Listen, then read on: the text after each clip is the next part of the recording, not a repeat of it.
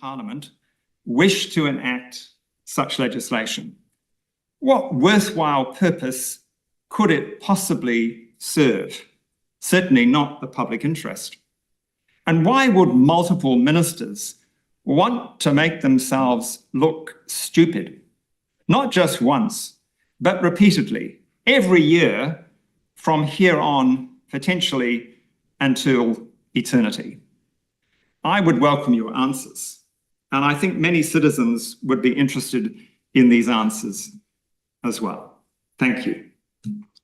Thank you for that submission. We have reached time, but appreciate you coming into the Select Committee room this afternoon. Thank you. The New Zealand Federation of Multicultural Council isn't quite here yet, but we have Charlene Bryden, who's the next submitter. So if she's ready, we might jump to her.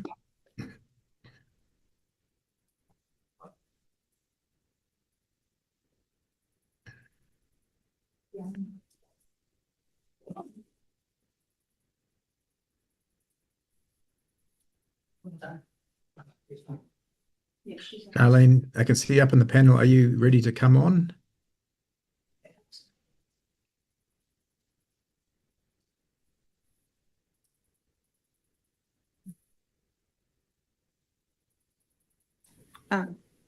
Yes. Oh, fantastic.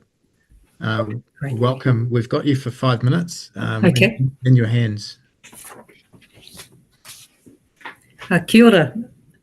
Yeah, I'm an archaeologist who works throughout the South Island. And my concern, of course, is lessening of protections for heritage sites. I do not want those protections lessened, either for cultural or historic heritage. We do not want to enable destruction, and we certainly do not want a lessening of any freshwater protections. We've had many decades of companies and destructive practices, which we do not need to continue, and that includes forestry, mining enterprises. They discharge into rivers and streams. We've seen many cases of that. This supposed bill will not help any of that. And we certainly do not want to see that there be any urgency required for this bill being rushed through. No lessening of the Treaty of Waitangi. I mean, that certainly helps most of us here in this country. There's a reason why we have that treaty, and that is why we're all here. I would suggest if people do not want that, they should maybe move elsewhere. There are other countries who don't have these treaties, and most of us find that quite important in our living and working areas. I certainly oppose the conflict of interest I see with a minister being appointed to a proposed board who would also appoint like-minded individuals, which would, to me, lead to corruption, as we see in other countries, possibly bribery, something we certainly don't want to see here. I also do not want to see any companies or corporations or private landowners gaining more right than the New Zealand public to our environment and our shared heritage. We all care about those. And we certainly should not allow anyone to have the ability to seek or sue funds from our government and the public purse, or from Māori if they do not get their way on consenting. It's an affront to all us ratepayers. I think actually that's probably myself that I've covered. And I do not support Seymour and whatever bill he is trying to push through under urgency. Thank you. Thank you for allowing me to speak. Thank you, Charlene. We don't appear to have any questions for you. Yay. Thank you for your submission. Thank you. We're now going to jump ahead to Tania Waikato, who's ready, I believe. Tēnā koutou. Ko putoa ki te maunga, ko rangitai ki te awa ko Ngāti awa te iwi, ko ngā mai hi te hapu tū te ao, tū te pō. My name is Tania Waikato. The Regulatory Standards Bill is an affront to the constitutional foundations of Aotearoa. It is a cowardly, covert attack on Te Tiriti or Waitangi that desecrates the partnership between Māori and the Crown. The bill is a blatant and audacious attempt by the ACT Party and its foreign sponsors to subvert our democratic processes for their own private gain and constitutionally entrench their far-right political views into the very fabric of our society. Regulatory Standards Bill will create a new regulatory constitution that will impact every facet of our laws, our society, and our country as a whole. The influence and control that it will give to the ACT Party and Minister Seymour is dangerous, undemocratic, and unjustified. Te Tiriti is under attack yet again, less than 6 months after the Treaty Principles Bill was banished from this House. It is an abuse of the legislative process to allow these continued and ongoing attacks on Te Tiriti and on our democracy. The Regulatory Standards Bill is an attempted legislative coup and a power grab by a party who garnered a mere 8% of the vote. The bill represents a serious threat to our democratic system through the deliberate concentration of power in a single minister, a non-elected board, and a ministry who will hold an unreasonable level of power over all other ministries. The information gathering powers provided in the bill are unjustified, go well beyond the scope of the policy problem identified, and raise significant red flags about the introduction of fascism to this country. The Regulatory Standards Bill seeks to implement a profound, far-reaching constitutional transformation with respect to Te Tiriti under the guise of improving lawmaking and reducing unnecessary legislation. The supreme irony is that the bill itself was assessed as being unnecessary legislation by the Ministry for Regulation itself. The Minister has provided no explanation for why he is ignoring his own ministry's advice and proceeding with this bill that seeks to make him the most powerful politician in this country. I was counsel for the urgent Waitangi Tribunal claim into the Regulatory Standards Bill on behalf of Toitu Te Tiriti. In summary, the key findings of the Waitangi Tribunal's urgent inquiry were that, firstly, the Regulatory Standards Bill is of constitutional significance. If the bill is enacted without meaningful consultation with Māori, it will constitute a breach of the principles of Te Tiriti o Waitangi, specifically the principles of partnership and active protection. Secondly, there was no targeted consultation with Māori on the Regulatory Standards Bill, a point that was accepted by the Crown. As a result of that failure, the consultation process by the Crown for the bill was fundamentally flawed. Finally, the Crown must immediately halt the advancement of the Regulatory Standards Bill to allow for meaningful engagement with Māori and the dialogue envisioned by the treaty partnership. We do not think the bill should progress in its current form. The final point I have to make is about the escalating security risks surrounding this bill as a result of the Deputy Prime Minister's actions. Last week, myself and 2 of our female expert witnesses had our addresses published by right-wing extremists inciting hatred and violence against us because of our opposition to this bill. I had to have a security escort to come here today to present this submission. Let that sink in. A security escort to give an oral submission on a bill that falsely claims to be about improving legislation. These right-wing extremists have followed the lead of the Minister for Regulation, David Seymour, who has published photos of other academics online who have been critical of this bill, including Dame Anne Salmon and Dr. George Laking. And in doing so, the Minister has given implicit support to the actions of these extremists to target experts and others who are speaking out against this bill. So the question I have for the members of this committee who are supporting this bill is simple. Is this truly the kind of democracy that you want? One where academics and lawyers are having their personal safety threatened for opposing a bill, where the Deputy Prime Minister uses taxpayer dollars to fund online campaigns that lead to the inciting of hatred and violence. Is that your vision for New Zealand?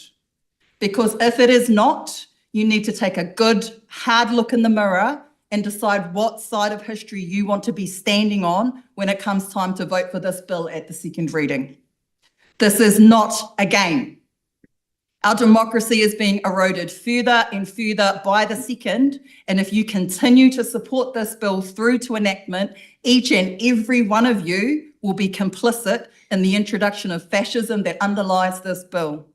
So I implore this committee to act in the best interests of all New Zealanders and stop this rot before it is too late. For the sake of our country, our children and our grandchildren, the Regulatory Standards Bill must be wholly and utterly rejected. Thank you. Thank you, Tanya. We've gone quite a bit over time, unfortunately, so we don't have any time for questions, but I'll have to come back to Huhana and Rawari and next speakers if we can allow. We're going to go to the Environment Network Manawatu organisation that are online, I believe, and ready to go.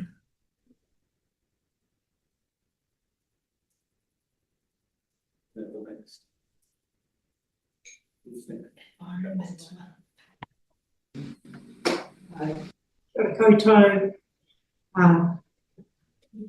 Just trying to set my video up so you can see us. You're right. Welcome. We've got you for 10 minutes, but of course, if you can finish a little bit earlier, it allows time for questions. Awesome, thanks. Kia ora koutou. Ko Mads tōku ingoa. I'm the General Manager here at Environment Network Manawatu, and with me I've got Rebecca Bell, our Chairperson, and Jean Hera, who's on our board as well. So just a little bit about us. So ENM is all about connecting and inspiring communities for environmental action. Our vision is that the ecological and human communities in the Manawatu River catchment are living in harmony, and we believe that all life is part of a thriving, self-sustaining ecosystem. We've got 64 members in the Manawatu region, in the Manawatu River region, working towards 4 POs, so climate action, community food sovereignty, circular economy, and biodiversity protection and enhancement. We're recognised as Palmerston North City's City Council's sector lead organisation for the environmental sector, and we're part of Environment Hub's Aotearoa, who spoke to one of the committees yesterday. We were able to feed into that submission, and we definitely support that submission as well. Our motivations are our responsibilities to care for each other and for the earth.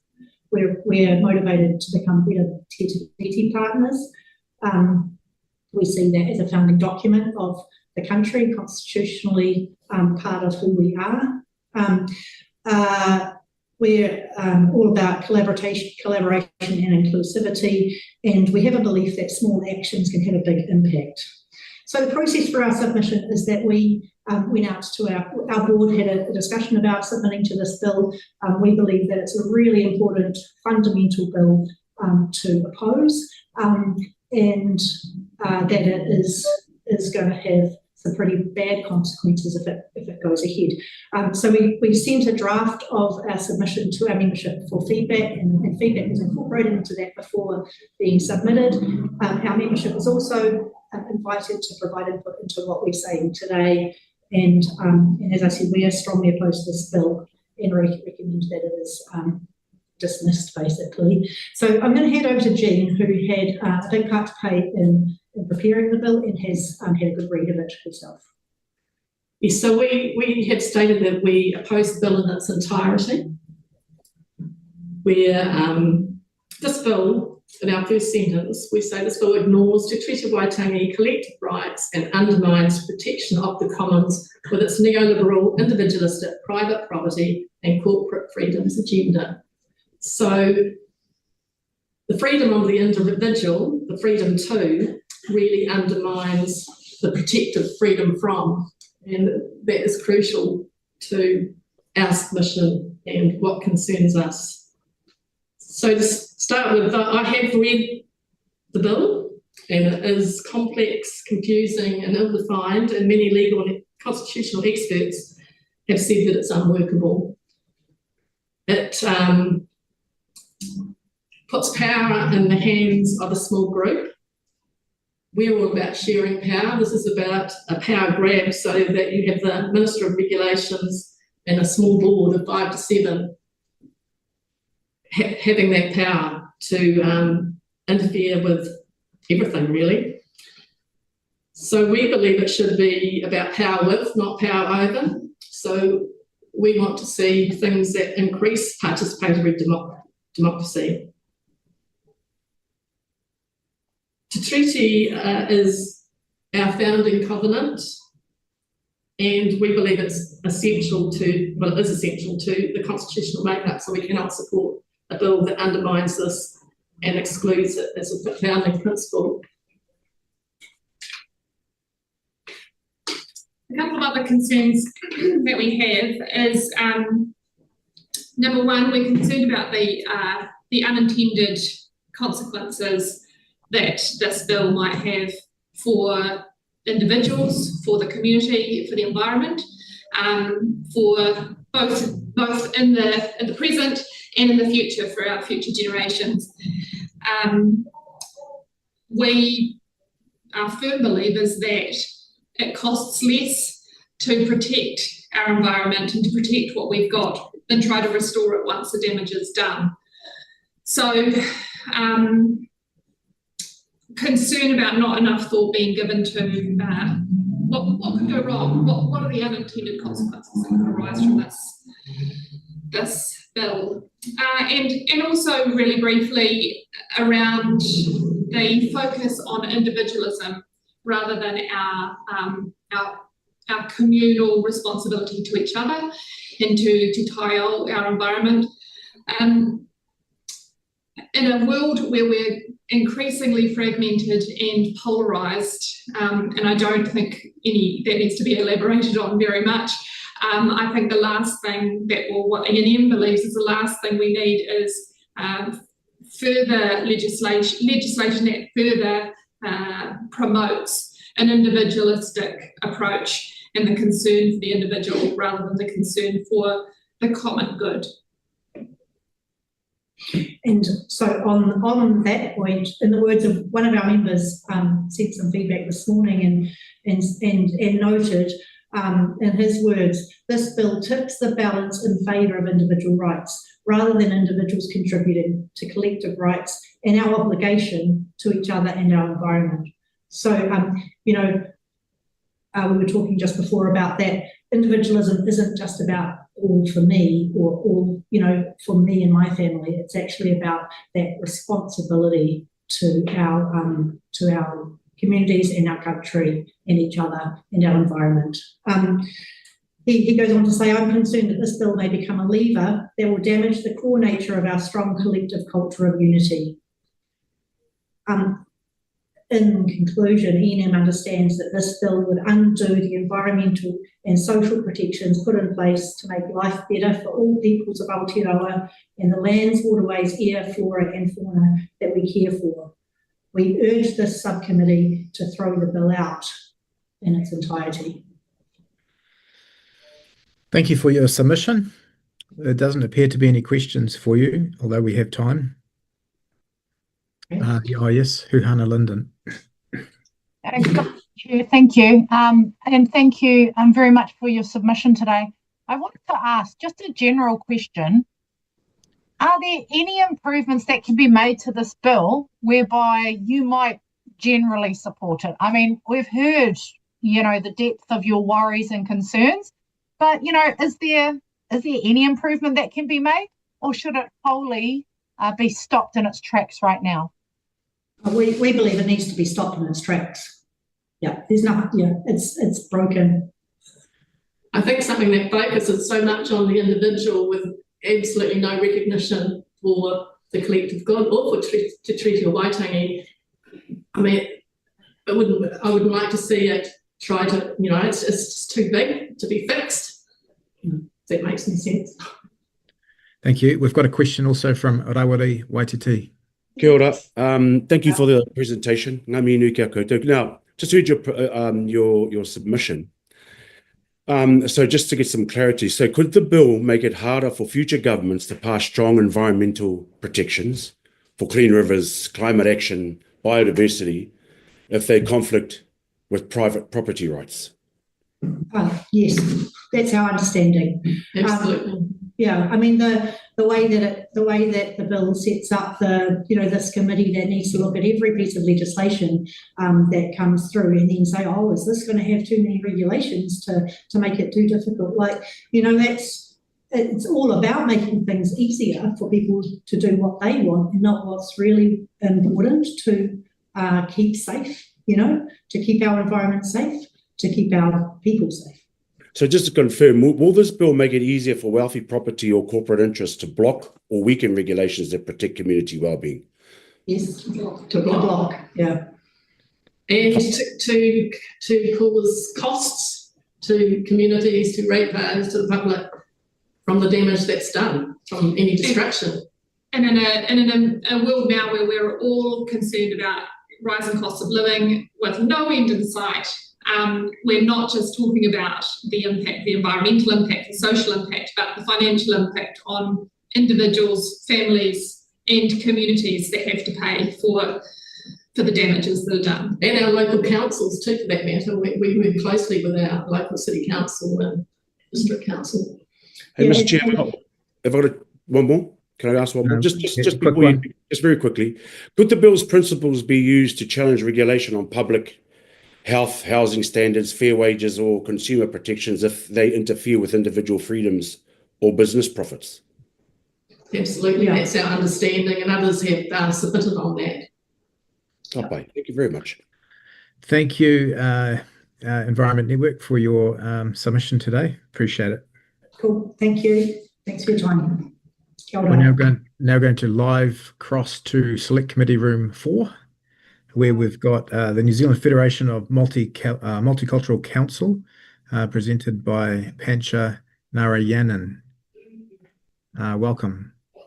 Kia ora. Kia ora. We have you for 10 minutes, but of course, if you leave some time at the end, we can ask questions. Thank you. Am I sitting in the right place and can you hear me? Perfect. Yeah, thank you. Pancha Narayanan, very privileged to be invited to share our views. First and foremost, apologies for being late. Lost my way to get to this place, and it's Easily done. ominous that it's the same way that we felt about the bill as well. 750,000 people that we have a reach to.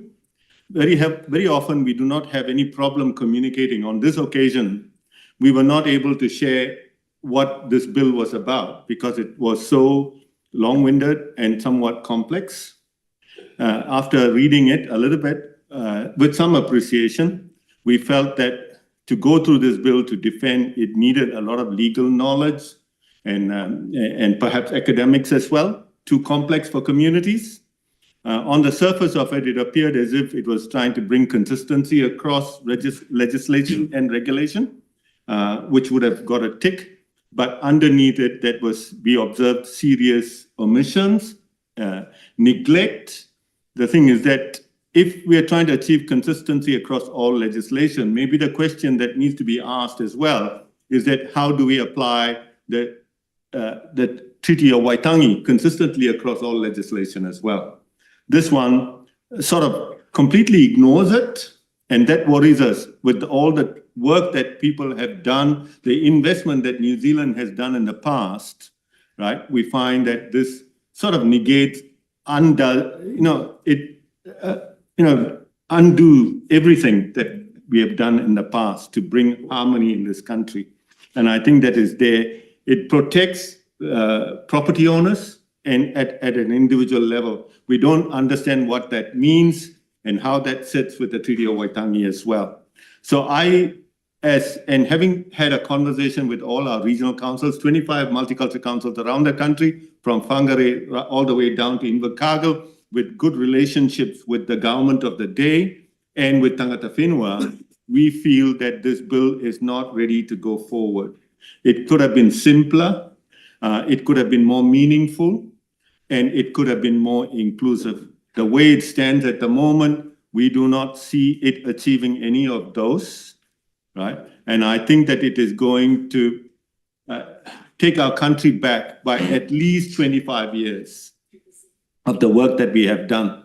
So my recommendation to the Select Committee is to not move forward with the bill in the way it is at the moment. It may, at one level, bring consistency, but it will be destructive in so many other ways.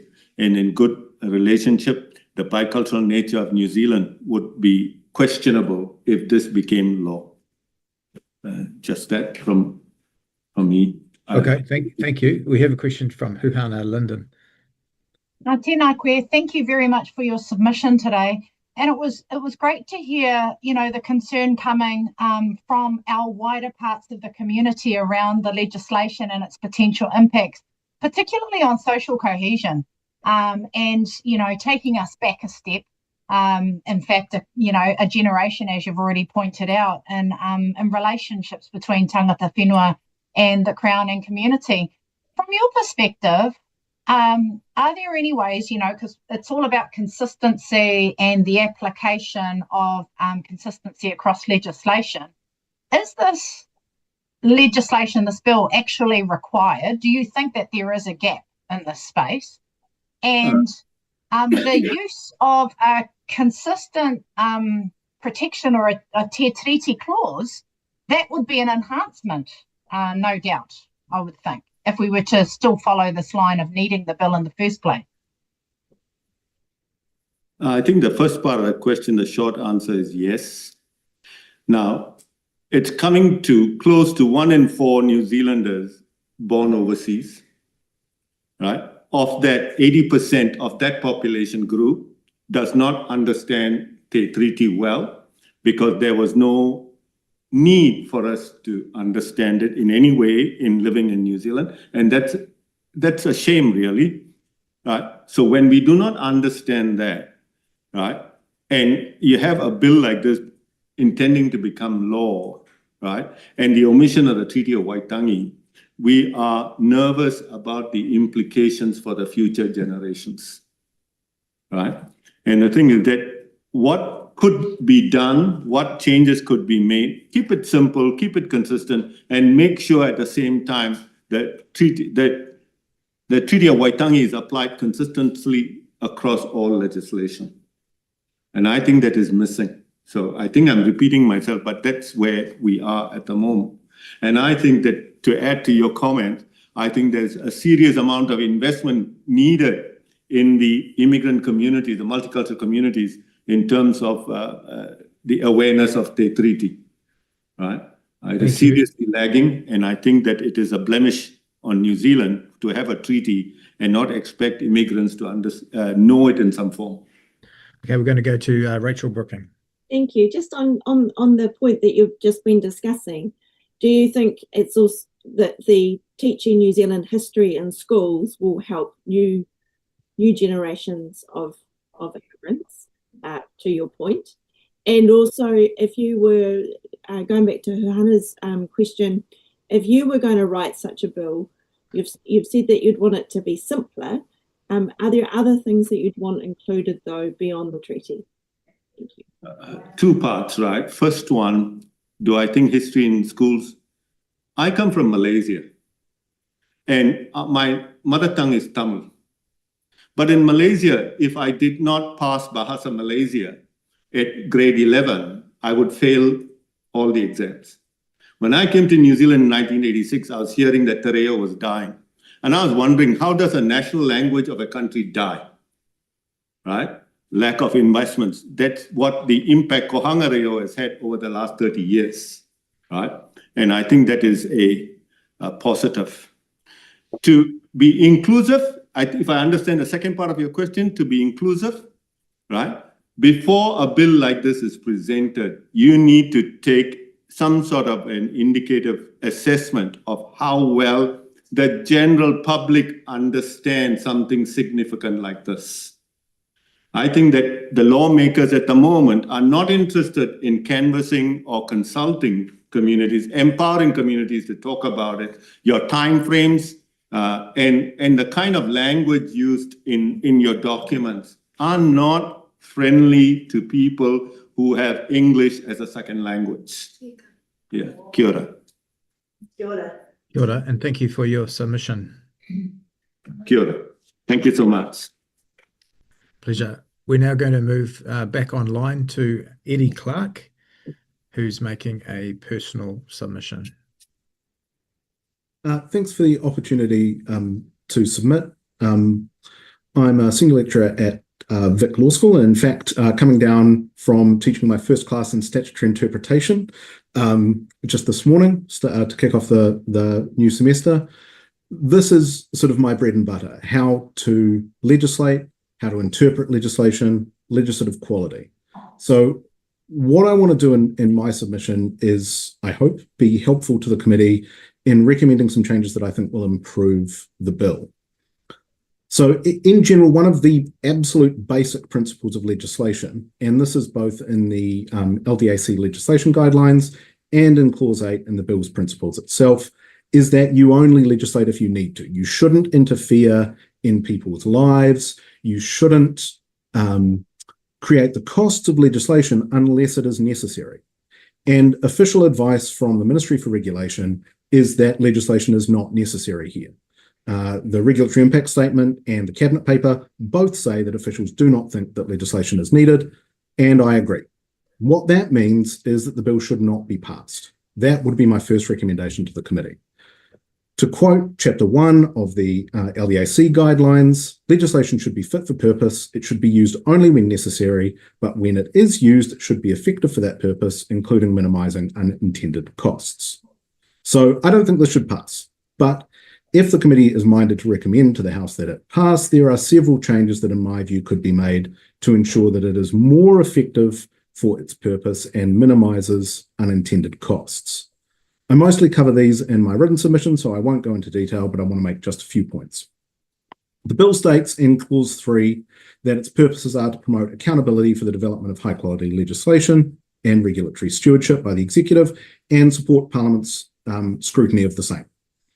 And I note in media comment yesterday in the Herald, the responsible minister said that the intent of the bill was that it brought together in one black letter law many things that the government is already doing.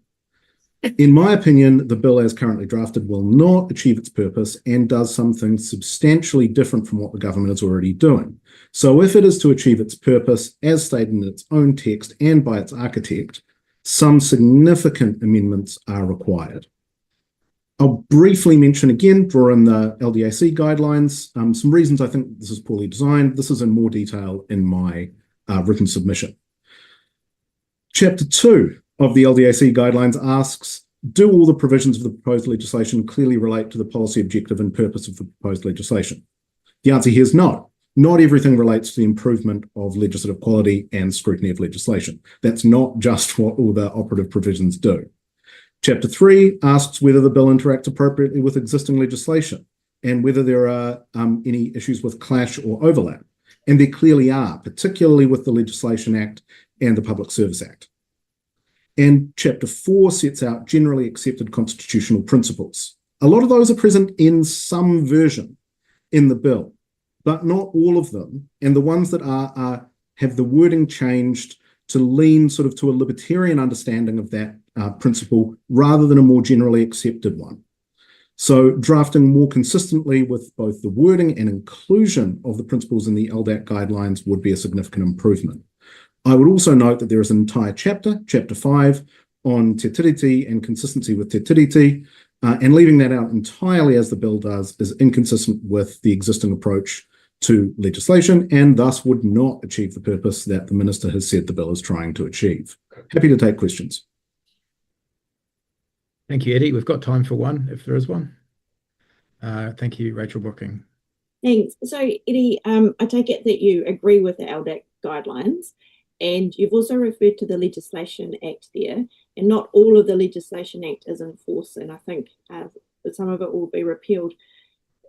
What do you think about that? So Part 4 of the Legislation Act has never come into force. I think it comes into force automatically in about 6 years afterwards, so I think in about 2 years' time. And that gives some statutory backbone to the disclosure statement requirements. That's what officials at the Ministry for Regulation recommended happen, that be brought into force.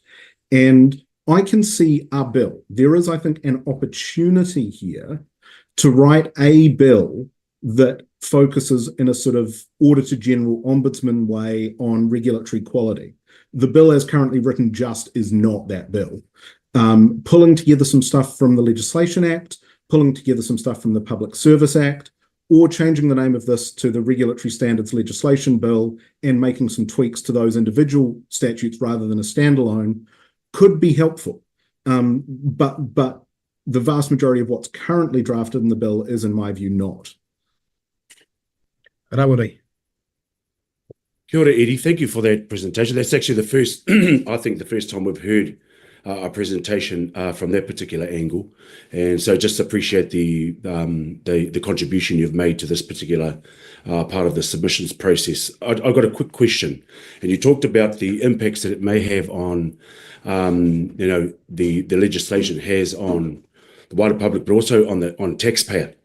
And how much would taxpayer money be spent defending legal challenges, from lobby groups who use the bill to attack legitimate public interest regulations? And have you read in the bill how that may impact on the taxpayer in regards to that particular issue? In terms of challenges, the bill's pretty clear that you can't directly challenge based on the principles. There may be some Bill of Rights style thumb on the scale with these principles that could lead to some people trying it on, and that would cost a significant amount of money. But I think the bigger financial implication and the big question mark here is that officials clearly identify not a lot in the scheme of things, but still not insubstantial, $20 million in the, funnily enough, enhanced bureaucratic process for something that's supposed to cut bureaucracy. Creating significant bureaucracy is, I think, $20 million a year. And there has been no attempt to quantify benefits. Yeah. So in terms of the bill's own cost-benefit standards, it's actually not clear that the bill itself meets those. Okay, thank you. We have gone a bit over time. Appreciate your submission, Eddie, and good korero with the Thanks. panel. We're going to go now to Tangata Whenua Social Workers Association with Merima Scott, I believe, joining us online. E te whare tēnā koutou. The Tangata Whenua Social Workers Association categorically opposes the bill on the following: the intention, the perspective, and the consequence. The intention and the concentration of decision-making, which has been spoken to previously by other previous speakers, limits perspective and therefore applicability. The perspective and the lack of co-design favours the perspective of those crafting the legislation and the board members overseeing the standards. The consequence is the potential that may ultimately incur financial expenditure, such as the adherence to the legislation and the implementation and sustainability of the standards. We would like to refer you to the Education Ordinance Act of 1847, which set English as the predominant normal language of schools. And while it wasn't made explicit in legislation, schools started to ban te reo Māori, punishing children who were caught speaking it. As a consequence of this legislation, and although it did not, as it was said, include the notion of language, was the loss of identity and therefore no sense of belonging, shame for being tangata whenua, and this was carried through intergenerationally, and the potential of people channeling destructive rather than constructive ways. For those reasons, the Tangata Whenua Social Workers Association opposes this bill. I'm happy to take patai. Kia ora tātou. Kia ora, thank you. Huhana Linden. Tēnā koe te whae, mihi nui ana kia koe. I wanted to ask from a social services perspective and thinking about, your profession and potential impacts or ramifications for the sector in terms of what this regulatory standards bill could do in terms of your professional code of practice, the ripples, I guess, is what I'm pointing to, and knowing also that you have standards which are required as social working professionals, which include cultural competency, which includes an understanding of equity issues and that. So would this legislation potentially undermine all of that infrastructure and work that has been put in by your sector over many years to build something robust that can that you can use as a sector to manage and support the workforce as they grow and deliver services? Tēnā koe te rangatira. Gosh, that's a wānanga. As you alluded to, we have a registration, social workers registration bill, and as part of that bill, we have competence. But as you may remember, we also have an experience pathway that will be reviewed at the end of next year. And that opportunity is to bring in people who may not have completed a degree in social work, but rather have worked in the social services sector for many years and therefore bring experience into this. Our concern would be that a regulatory standards bill and the board that would oversee that could potentially be a barrier to such people coming into the profession. And I talk specifically around tangata whenua, because for many of our tangata whenua people, their experience becomes absolutely instrumental in how we respond to the needs of whānau, tamariki, hapori, hapu, and iwi. Kia ora. Mr. Chair, can I ask a supplementary on that? Yep. I'm just wanting to explore that a bit further with you and thinking, about the ripples of impact, because I've also heard from sector groups concerns around the ability of that panel to dig into service contracts, to dig into who is being contracted to deliver services, historic as well as future potential services in terms of information gathering. But, the equity space is where they were concerned most.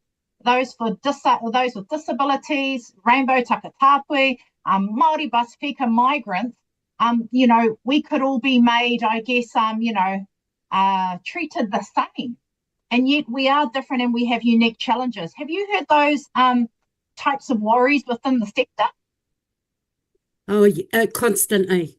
I guess as a profession, as an association, our worry is how do we ensure whānau needs, tamariki needs, hapuri needs are addressed effectively.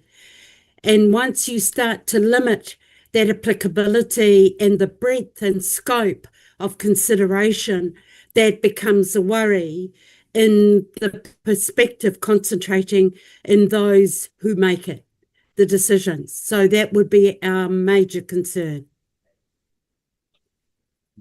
Thank you for your submission. Really appreciate it. Kia ora. Kia ora. We now have the New Zealand Council for Civil Liberties, and we've got Deputy Chairperson Andrew Ecclestone presenting to us live from Select Committee 4. Kia ora, Chair. I can just say it's the oddest Select Committee submission I've ever done because there's no MPs present.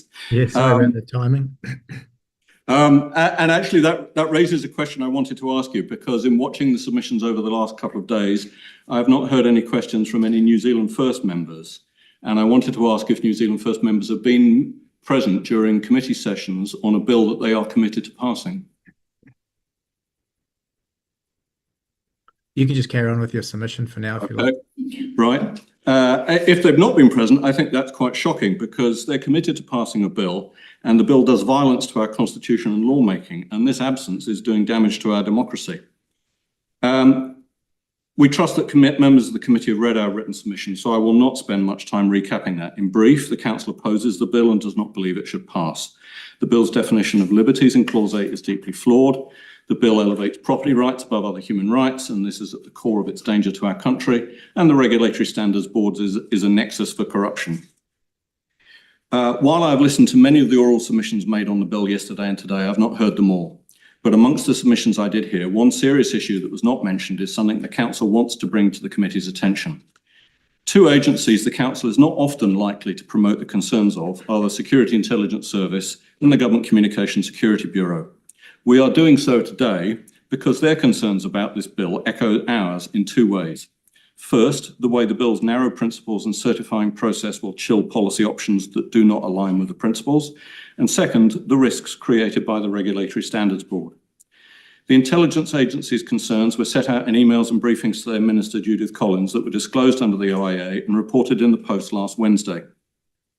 First, in relation to how the Clause 8 principles create risk. The Clause 8 principles and the requirements for justifying departure from them will chill free and frank advice on policy options where it is easy to show the costs but hard to quantify the benefits. National and New Zealand First MPs are going to want to consider what the intelligence agencies told their minister on 24th of March this year. They advised her, and I quote, "The proposed principles and focus of the bill are not suited to recognise the need for legislation with a national security purpose or incorporating national security elements. Under the proposed construct, it will be challenging to quantify the benefits of national security related elements in order to compare them to more easily quantifiable financial costs. This may make it more challenging to ensure that appropriate consideration is given to national security issues in the development and review of regulation. The agencies consider that a focus on whether regulatory systems are able to achieve their intended purpose would be more appropriate. While the bill proposes a mechanism whereby responsible chief executives would be able to explain where a proposed bill or existing legislation is inconsistent with the principles, this would likely make it more challenging to justify regulation that sought to achieve outcomes such as national security that is not easily quantifiable. Let me make that very clear for members. The GCSB and SIS have said to ministers that this bill is a risk to national security. Do National and New Zealand First MPs want to put New Zealand's national security at risk? Do they want to see policy and legal proposals quashed in the early stages because of the chilling effect of Clause 8 and Clause 9? The intelligence agencies provided a practical example of the risks the bill creates, saying it has significant implications across the public service and has the potential to cause, quote, delays to improvements to other national security legislation as the resourcing of other agencies, for example, DPMC or the Ministry of Justice, may be prioritised to meet the expectations of the bill at the expense of other legislative work programmes. For example, the Ministry of Justice has just begun its review of the Terrorism Suppression Act, which could be deprioritised in response to the proposals. The second area where the GCSB and SIS raise concerns that happen to align with the councils is in relation to the Regulatory Standards Board. In the concluding paragraph of our written submission, the council said that the proposed Regulatory Standards Board is a glaring nexus for corruption and lobbying by vested interests. The committee heard yesterday from Professor Boyd Swinburne of Health Coalition Aotearoa about tobacco multinationals trying to block regulation in Australia. One of the biggest threats to good policy making is the capture or swaying of policy development by people or organisations who work to ensure that they or their clients' interests are prioritised in policy and legislative design over and above the interests of the environment or the welfare of people. Large companies with significant resources are more likely to be successful in these efforts to influence lawmaking than the country's small and medium enterprises, let alone small NGOs or community groups. As we've seen from Radio New Zealand reporting about the cosy relations between the alcohol industry and a manager in the Ministry of Health, these lobbying efforts are often successful in corrupting policymaking that should be reducing harm and improving health. In creating the Regulatory Standards Board, the bill sets up another massive target for big corporates to lobby for regulation that benefits them or for removing regulation they do not like. It's also an incentive for corruption in the form of donations to political parties in return for a place on the board or for a particular piece of regulation to be recommended by the board to be scrapped or not approved. In their March 2025 briefing to Minister Collins, the SIS and GCSB said this about the Regulatory Standards Board. Given the proposed role of the Regulatory Standards Board, we consider there would be value in national security screening of members to ensure that they are not susceptible to foreign interference. This is particularly relevant as foreign states are likely to have a strong interest in how New Zealand's regulatory environment seeks to manage national security threats. In other words, the intelligence agencies have identified the board as being a target for capture by foreign interests. The agencies are saying that the board too is a risk to New Zealand's national security. Will National and New Zealand First MPs be relaxed when foreign companies, which would not be classed as a foreign power under the Crimes Countering Foreign Interference Bill, currently in front of the House, interfere with our regulatory processes. In short, the NZSAS and GCSB have said this bill is a risk to New Zealand's national security. The Council agrees with their analysis. This bill is a risk to New Zealand's security as a nation. As such, voting for this bill in its current form, particularly with the Regulatory Standards Board, is frankly unpatriotic. National and New Zealand First members may bridle at being called unpatriotic, but they will have to wear that label if this bill goes through as it stands. Two of the agencies that governments and the public rely upon to keep them safe has said it is a risk to national security. Countless other agents, including the Ministry of Regulation itself and the Treasury, have said the bill will do harm to the country's policy and lawmaking. What is unpatriotic if not passing legislation that will do harm to the country? In conclusion, this bill does violence to our constitution and norms of lawmaking. If passed in its present form, it will do violence to policymaking and regulating. It will enable harm to people and to the environment and to society. It is dangerous to our country and to our democracy.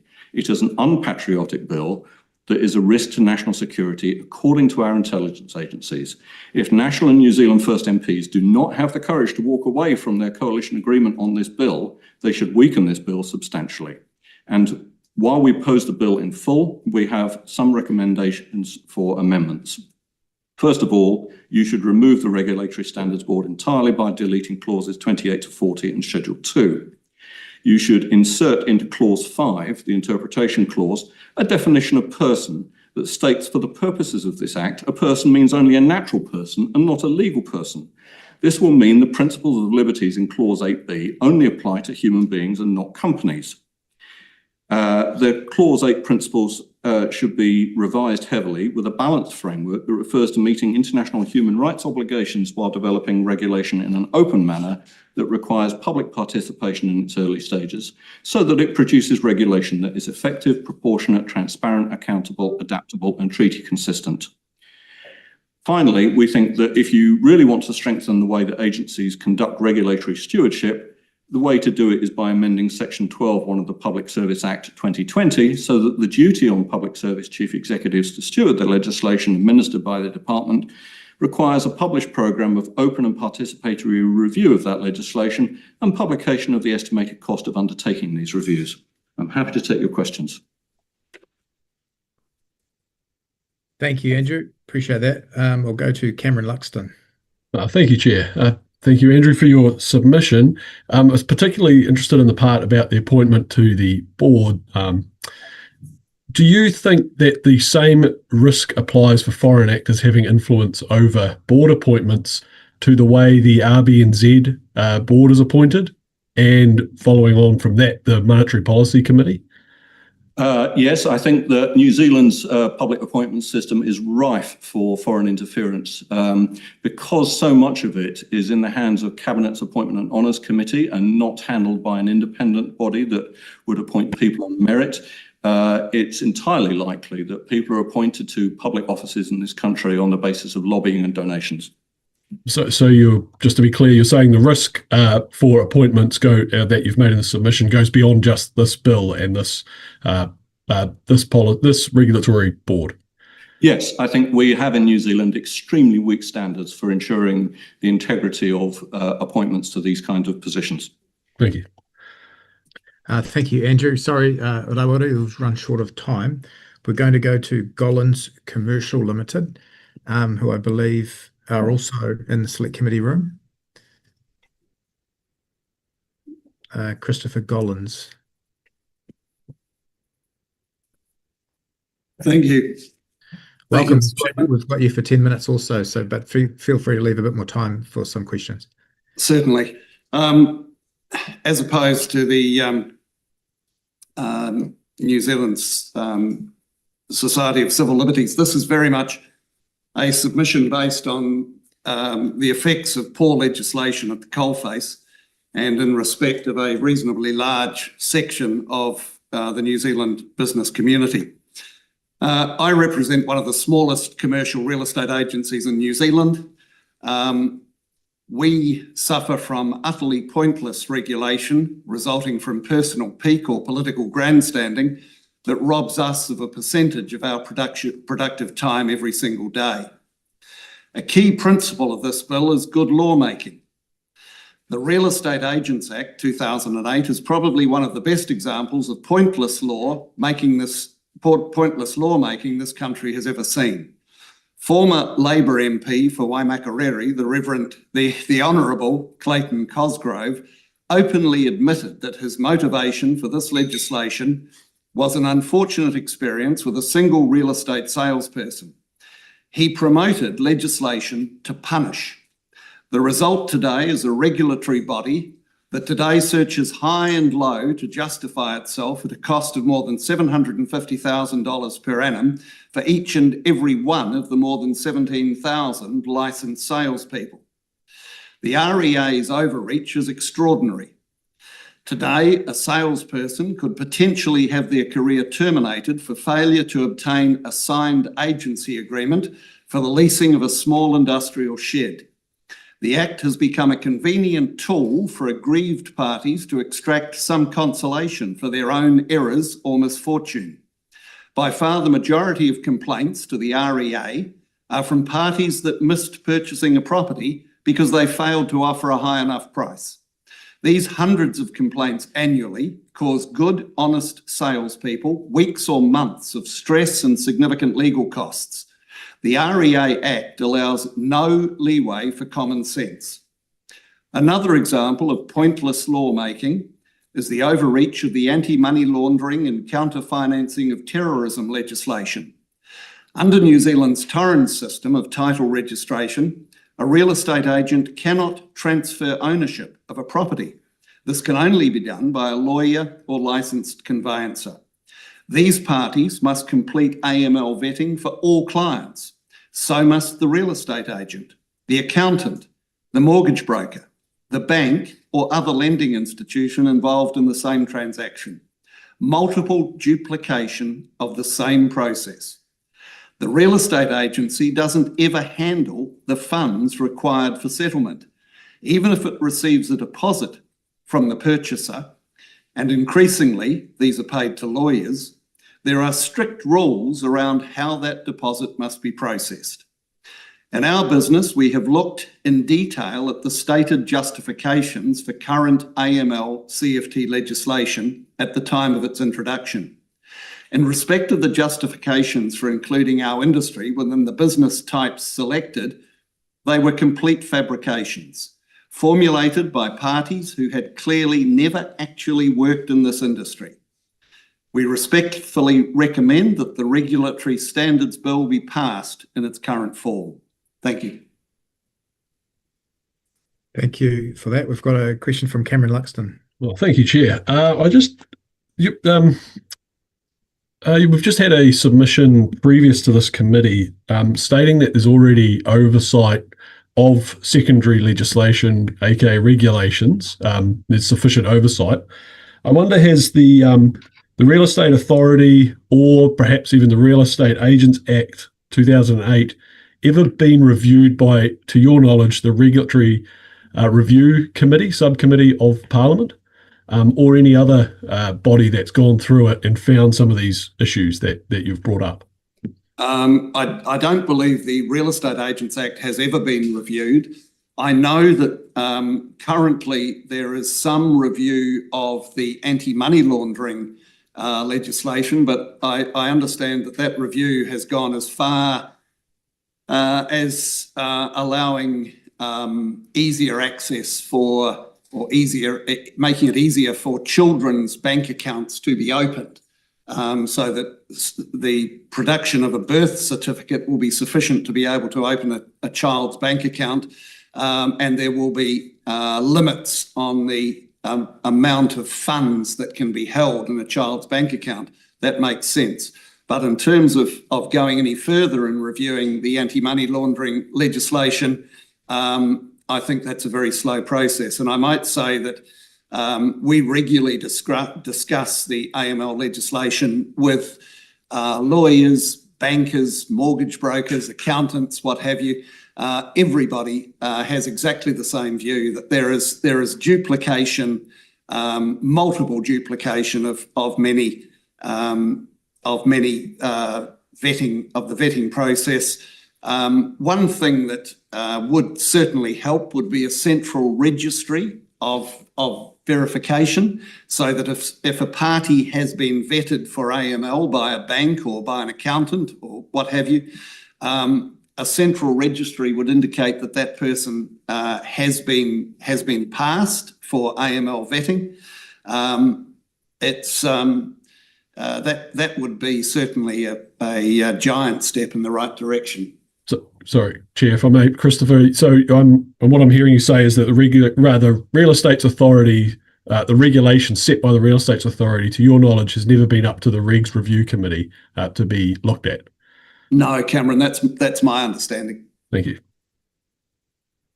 All right. Well, thank you, Christopher. Brings us to the end of questions. Appreciate your submission today. Thank you.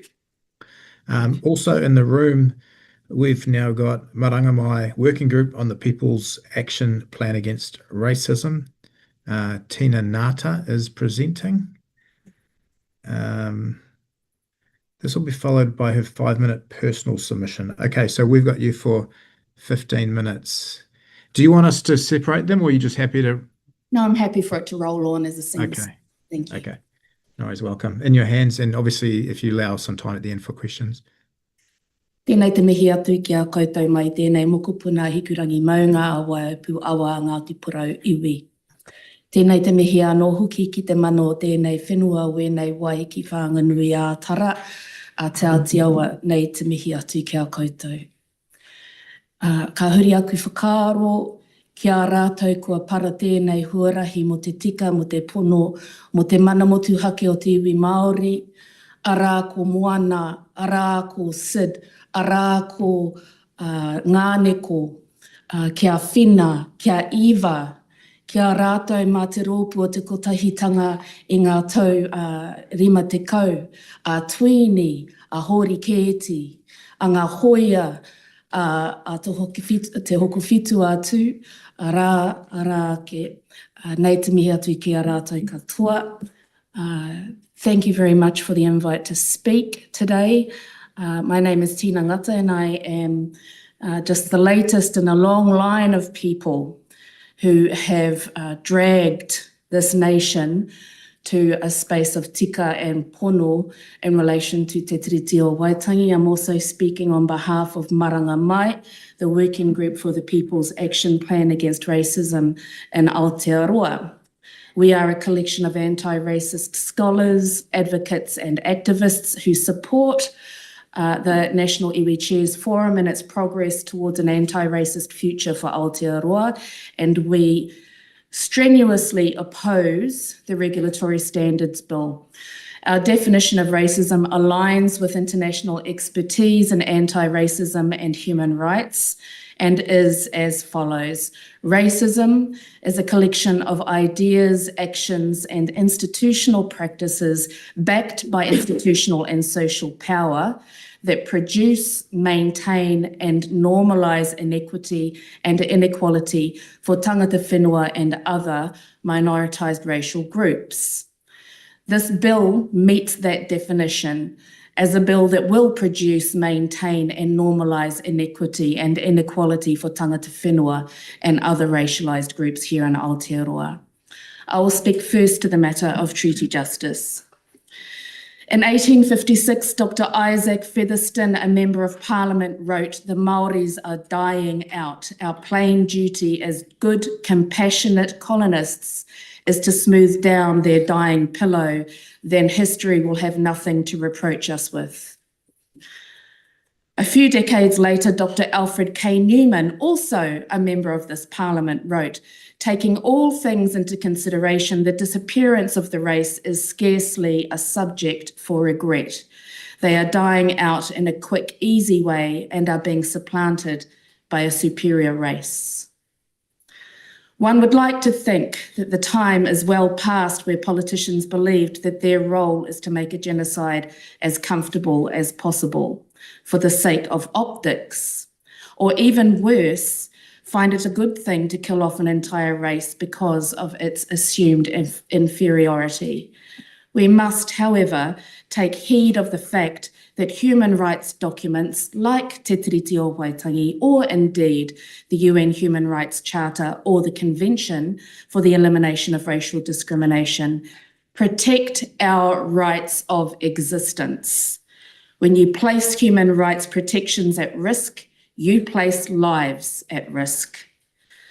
By framing treaty protections for Māori and the Bill of Rights protections for minoritised racial groups as potential preferential treatment, this bill constitutes persecution on political, racial, national, ethnic and cultural grounds. That is the actual wording for a crime against humanity under Article 7 of the Rome Statute of the International Criminal Court.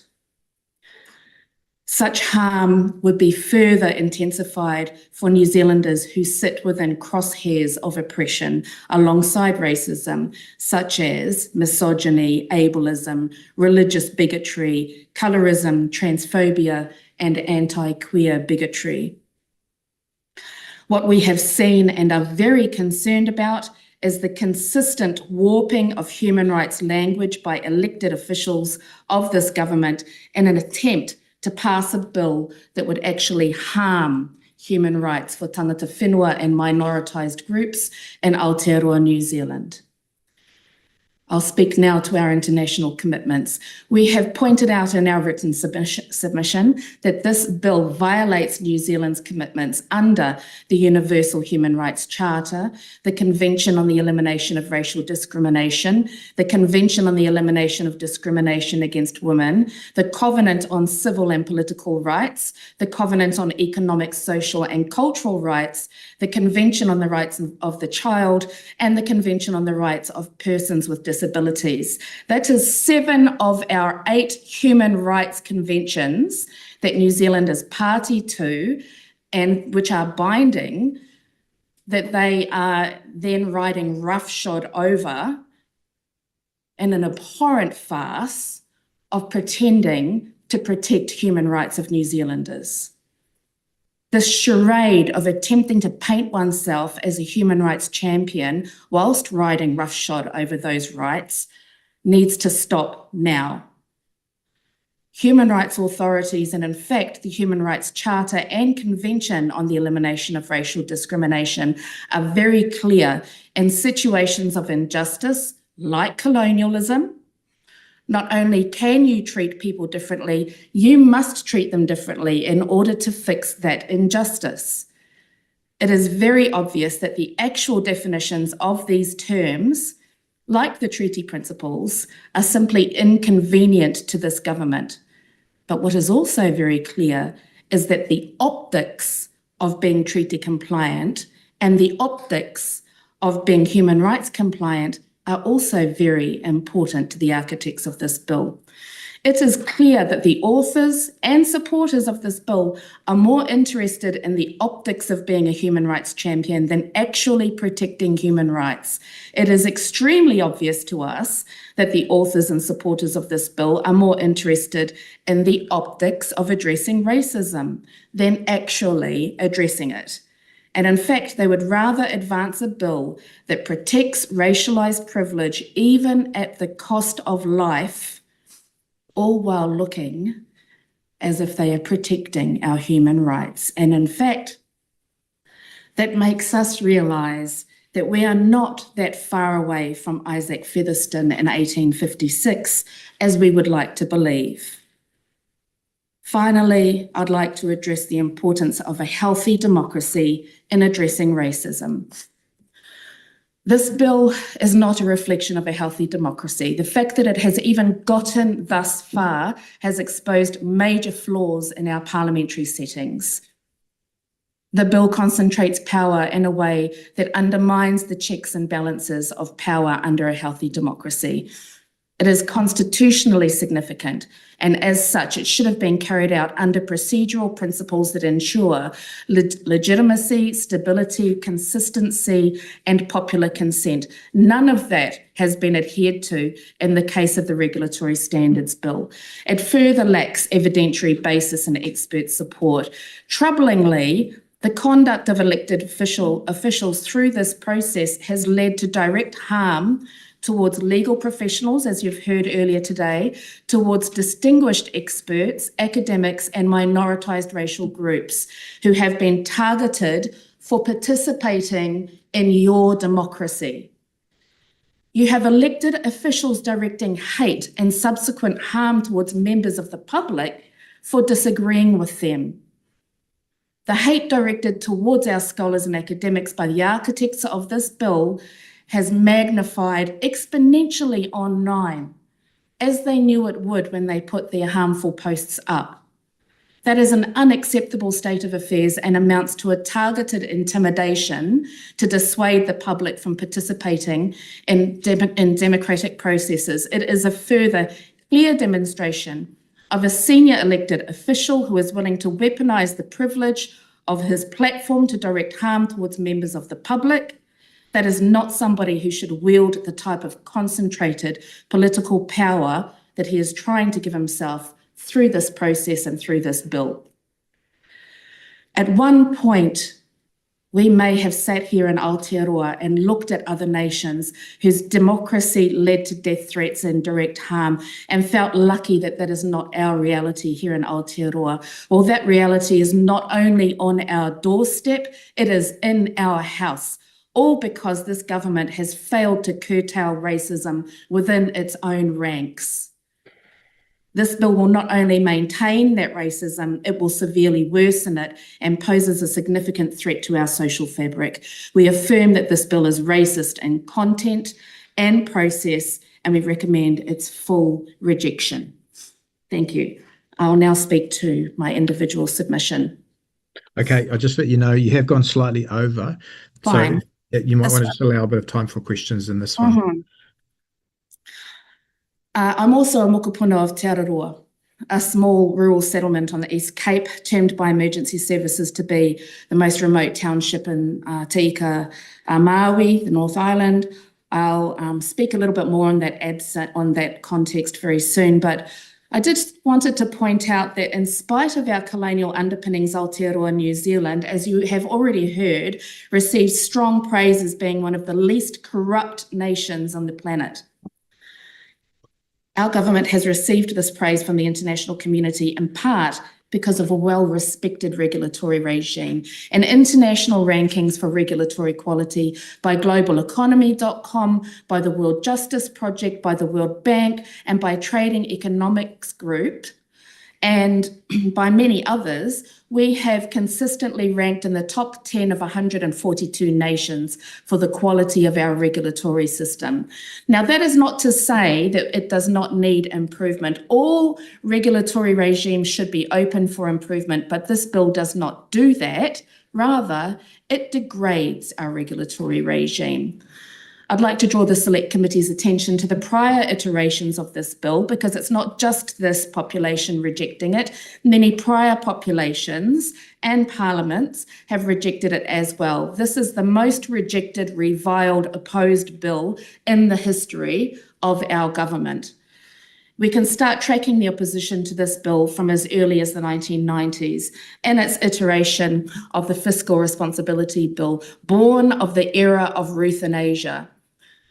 And that's where I want to speak about my home, Te Araroa. The neoliberal reforms of the 90s and the mother of all budgets were sold to the New Zealand public as economic liberation in much the same way and using the same rhetoric as the current regulatory standards bill. But for rural New Zealand, and certainly for Te Araroa, it economically gutted us. It turned us from a thriving, bustling settlement and township into an economically gutted one. It tethered us to offshore corporations that we are still today economically chained to. So it's unsurprising then that out of this bog of neoliberal greed, we saw the formation of a party that was named to place New Zealand first. If we bring the opposition to this bill forward to the 2000s, we see more clear concerns that were expressed regarding the bill. Sometimes with the best will in the world, bills such as this that try to improve transparency, improve good lawmaking, and try to make things easier, as it were, in fact do quite the opposite. I suspect that that might be correct in the case of this bill, said Doug Willerton of New Zealand First in 2006. Government departments were also scathing in their opposition in 2011, collectively stating that they believed the costs and risks outweighed any potential benefits, that it would create legal uncertainty and confusion, which brings us forward to today, where the same concerns are being raised again over the same bill. The government clearly has an issue with respecting the denial of consent, and at some point we need to name this as procedural harassment. This bill is an act of bad faith in every conceivable way, from the titling through to the obtuse and leading discussion document to the engagement carried out at the worst time of the year, and yet still New Zealanders took themselves away from their whānau during the holiday period and sacrificed their own time to voice their opposition to that discussion document, only to be called bots by New Zealand's Deputy Prime Minister for their troubles. A Deputy Prime Minister who then also attempted to evade accountability in the Waitangi Tribunal by bringing forward the introduction of the bill. A Deputy Prime Minister who has also arranged for this bill of constitutional significance to have as little time as possible in the written submission phase, followed by as little time as possible in the oral hearings phase, and then as little time as possible to write up the report. A Deputy Prime Minister who has undertaken inexcusable public attacks towards distinguished and recognised experts, and who could have foreseen that we would find ourselves in such a deplorable political situation? Well, our ancestors foresaw that, and that's why we have a treaty. Thank you, The bill's Tina. proponents, I'm finishing up, I'm wrapping up right now. The bill's proponents have tried to evade accountability at every turn, and if we are being honest, the bill itself is about constitutionalising corporate evasion of accountability, which brings us back to the issue of corruption and what is recognised by political scientists as the most dominant form of corruption in the world: corporate political activity, the collusion of governments and corporations to remove all restrictions to corporations for their interests of extraction and exploitation. That is what regulations are there to protect us from. That is what you are supposed to be protecting us from when you're doing your job right. And that is why you must recommend this bill to be rejected in its entirety. Thank you. Thank you, Tina. We are well over time, unfortunately, so we will have to go to the next submitter, but appreciate you attending in Wellington there. We're now going to go to Eugenie Sage online, who is no stranger to this process. Welcome, Eugenie. Tēnā koutou katoa, ngā mihi nui kia koutou. I oppose the bill and ask the committee to recommend that it not proceed. The bill is fundamentally ideological because it seeks to strengthen and entrench extreme interpretations of private property rights while weakening the government's ability to safeguard collective and public interest. The bill comes from the former Business Roundtable and Act, not from the public service. Previous parliaments have rejected it, and 88% of 23,000 submissions on the discussion document oppose the notion of this bill, yet it has proceeded. One of my biggest concerns is that such a partisan bill promoting ACT's libertarian ideology weakens our parliamentary democracy by promoting public distrust about how ministers and governments use their power and in whose interests they exercise it. That is corrosive of the rule of law and the guardrails that it provides. People have felt the need to convene their own People's Select Committee on the lawn outside Parliament. That suggests a lack of trust in what should be a robust parliamentary process and a view that the statement in the Coalition Agreement to pass the Regulatory Standards Act will trump any recommendations from this committee. That is disappointing. I see government's role as being to protect and enhance the well-being of people and nature so that humans and the other species we share these islands with can thrive now and in future. The bill and its Clause 8 principles prioritise individual liberties and private benefits, issues of cost and property ownership over Te Treaty of Waitangi and over all other objectives, collective goals and public goods. Characterising the Clause 8 principles as the only principles of responsible regulation reframes all other public policy goals, such as fairness, public health, and environmental protection, as being irresponsible. The bill gives excessive power to the Minister of Regulation through their oversight function for all legislation and regulation. It potentially restricts the ability of other ministers to develop and implement legislation in their portfolio areas if it falls foul of Clause 8. The requirements for consistency accountability statements for all government bills and regulations, with some exceptions, with explanations by ministers for any inconsistencies and for extensive cost-benefit analysis, will create an avalanche of reports. That will divert public servants from constructive work when funding and staff numbers are being cut across the public service. It's been described as paralysis by analysis. And that's what ACT and its corporate backers are seeking, to shrink the role of government. And some examples now of how the principles will have a chilling effect on legislation to advance collective goals. Providing for public goods such as community safety and essential public services such as biosecurity protection can often involve limits on individual freedoms for the benefit of all of us. Yet the references to liberty and freedom of choice in Clause 8b are broad and not defined. That creates uncertainty, and it requires a high degree of subjective judgment by the authors of the Consistency Accountability Statements and the Regulatory Standards Board. The principle risks challenges to measures which promote collective goods, such as constraining building development in areas at risk of flooding or inundation from rising sea levels. That limits the role of government to respond to climate change. Person isn't defined in the Clause 5, so potentially includes companies and not just natural persons. Then in Clause 8c, the taking of property, the principle here that legislation should not take, impair, or authorise the taking or impairing of property without the consent of the owner unless fair compensation is provided is an attempt to introduce into our law a regulatory takings or expropriation principle drawn from the neoliberal ideology of the United States. Key elements such as what property is are not defined, nor is what constitutes impairment or fair compensation. In the environmental sector, property could include carbon credits, fisheries quota, grazing permits, tourism concession, and exploration and mining permits on public conservation land. Impairment could cover any measure that reduces current or future profits of individuals or companies. Businesses could claim that their loss of future profits from any restrictions on current activities should be compensated. The polluter pays principle is effectively reversed so that non-polluters pay the polluters. The prospect of having to pay compensation could prevent, for example, MPI from progressing sustainability measures, such as reducing the total allowable catch of particular fish species, or the Department of Conservation limiting the number of helicopter landings or commercial concessions on conservation land. Eugenia, we're just at 5 minutes now, so have you got some concluding comments? One final thing, in my submission in paragraphs 57 and 58, put out a number of suggestions about how regulatory quality could be improved without this noxious bill, and I ask the committee to ditch this bill and explore those options with me. Thank you.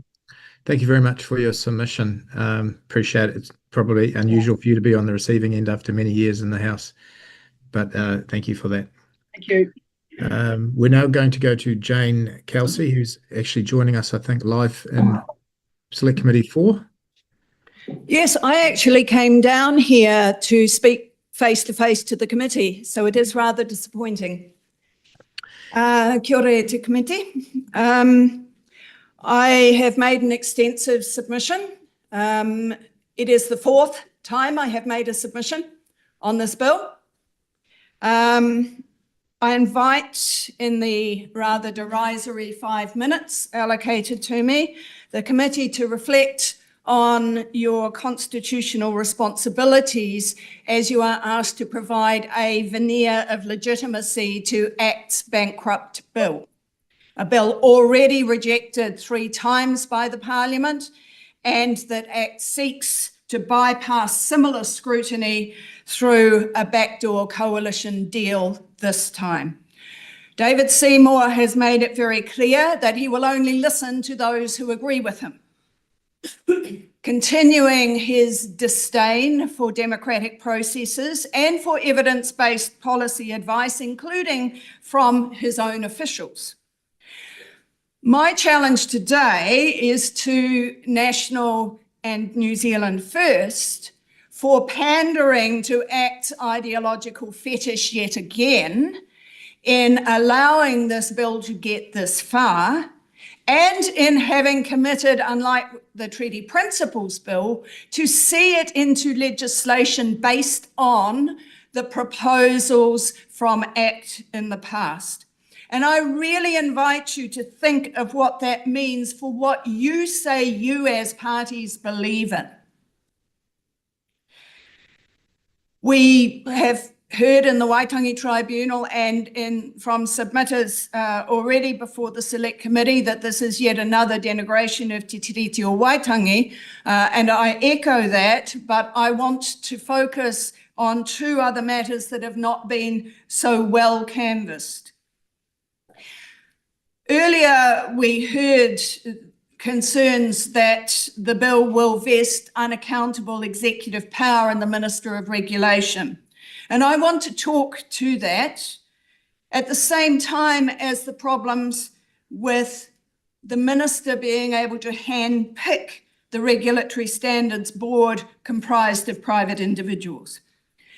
Let me be very clear that from my own experience, David Seymour does not give a toss about transparency, accountability, and good governance.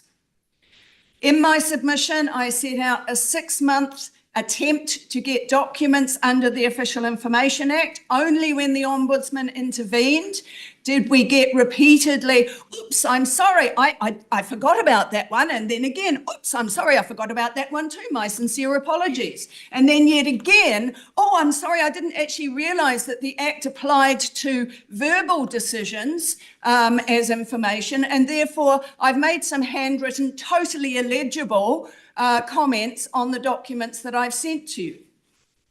Now, I don't actually care whether David Seymour is woefully ignorant of the Act or showed contemptuous disregard for the Act.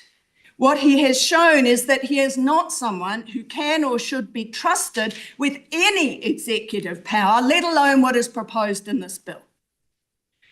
As Bill Rosenberg has said in his submission, this is compounded by the fact that the proposed board would be an instrument of the minister.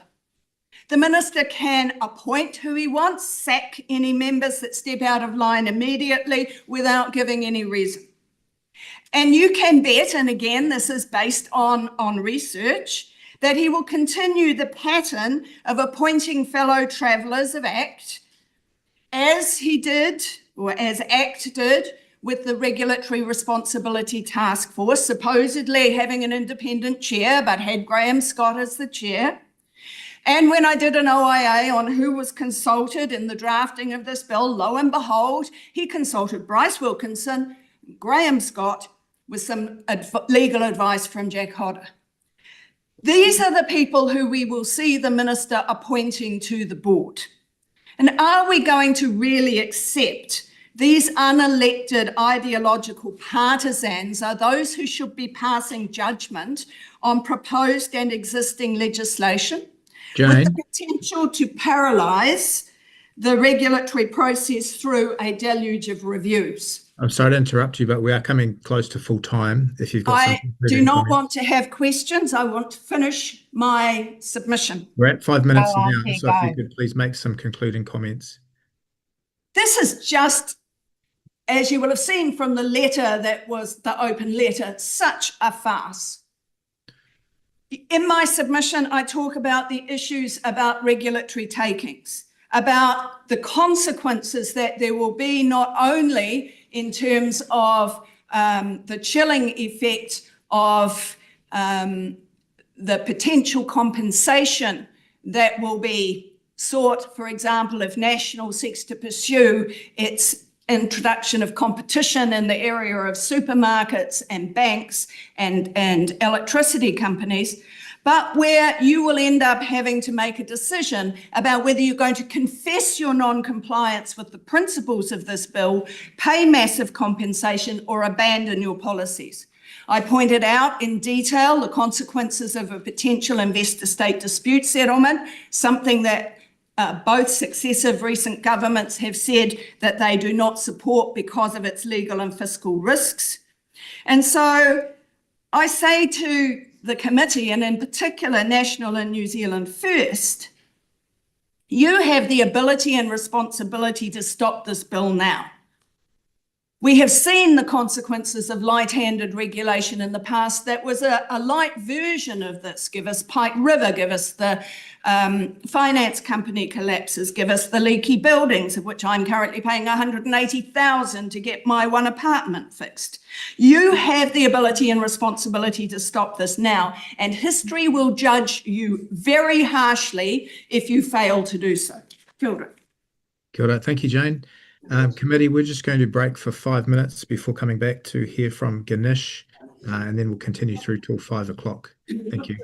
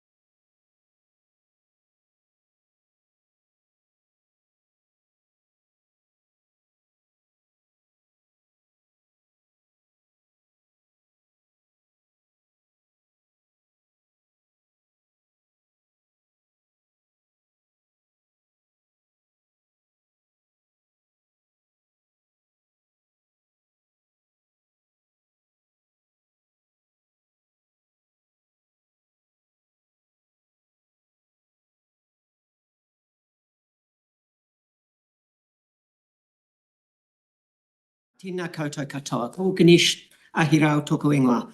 I'm a first generation New Zealander born in Aotearoa. For the record, I am neither deranged nor a bot. I am proudly tangata treaty. I stand alongside tangata whenua and strongly urge members of this committee to heed the findings and recommendations of the Waitangi Tribunal contained in their interim urgent report on this bill. I have a PhD in economics from Victoria University Te Herenga Waka, and so I now turn to the economics underpinning this bill. Property rights and power are at the very heart of economics and of this bill. Rightly, there is robust argument and debate over points of contention and substance. I do not resile from that. But using privileged power positions to insult, denigrate and belittle people and their communities is not robust debate. This committee and the House must consider its responsibilities in the protection of the rights of all to contribute and participate in a safe and constructive democratic process. And that lies at the very core of this bill. Responsibilities and property and rights and economic power. Just whose rights and whose property and whose economic power are to be protected by this bill and whose by omission are to be ignored, and where do responsibilities lie? For I refer to Clause 8 of this bill and the so-called principles of responsible regulation. I note the parallel with the principles of responsible fiscal management now embedded in the Public Finance Act. I ask, what makes such principles responsible? Principles have been applied, but the responsibility of the ensuing fiscal management remains moot. In a similar vein, Clause 8 of this bill contains principles, but whether they are responsible or not remains moot. Notably, there are no criteria provided against which the responsibility or not of such principles can be assessed. Bluntly, to suggest a set of principles are responsible purely because they have been stated as such requires logic involving some spectacularly breathtaking circularity. So the responsibility or not of the principles which underpin this bill falls at the very first hurdle. Thereafter, I infer from the stated principles that responsibility revolves around the rights of property owners, irrespective of any obligations associated with the possession of such property. Additionally, there is no consideration of how such rights and property were acquired in the first place. Hence, I infer that existing property rights of individuals take primacy. Rights relating to collectively owned and operated property are starkly omitted and seemingly irrelevant. And consideration and rights and property of future generations are similarly absent, as are obligations to such future generations. Critically, I am forced to construct these inferences as there is no statement of assumptions. Alternatively, there is no statement of the economic model and the inherent assumptions required to ensure that these principles would indeed be responsible. And as any good economic student should know, the transparency of assumptions is central in the framing of the model through which the economic argument is made. But the assumptions are not transparent in this bill. Further, the economic model consistent with the inferred assumptions may have been relevant to a 17th century view of the world. However, the economic model is wholly and totally inappropriate for a 21st century Aotearoa, where collectively owned and operated property and kaitiaki and guardianship obligations to future generations are central to many communities. If this were submitted as a stage 1 economics paper, it would struggle to get a D grade. The economic case for this bill is at best flimsy.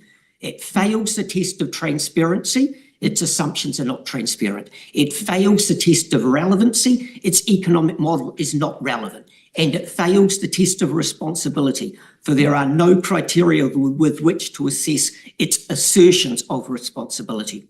Therefore, alongside the clear findings and recommendations of the Waitangi Tribunal, I submit there is a solemn, compelling and indeed overwhelming case that this bill be discarded in its entirety. Thank you, Ganesh. Right on time. We're now going to go to Ngā Kanahi Whenua or Ngāti Iwa Charitable Trust, ERA, sorry, with Ngārangi presenting online.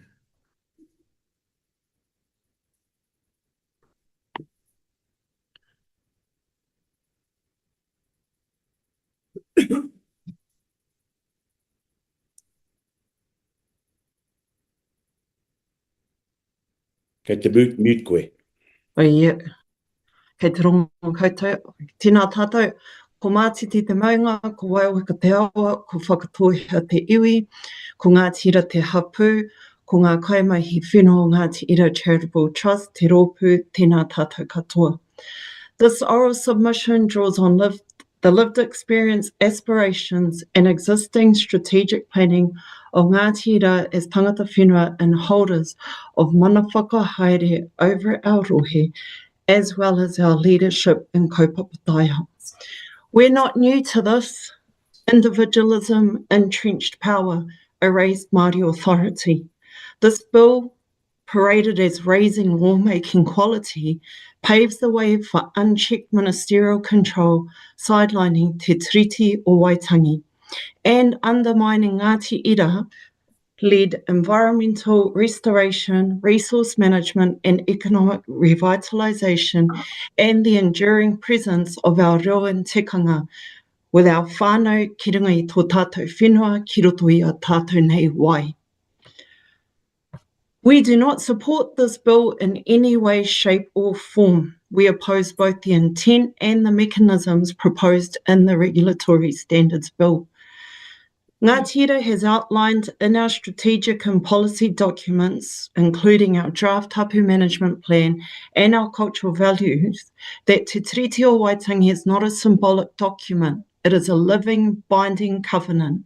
This is also reinforced in our Whakatohea Settlement Act.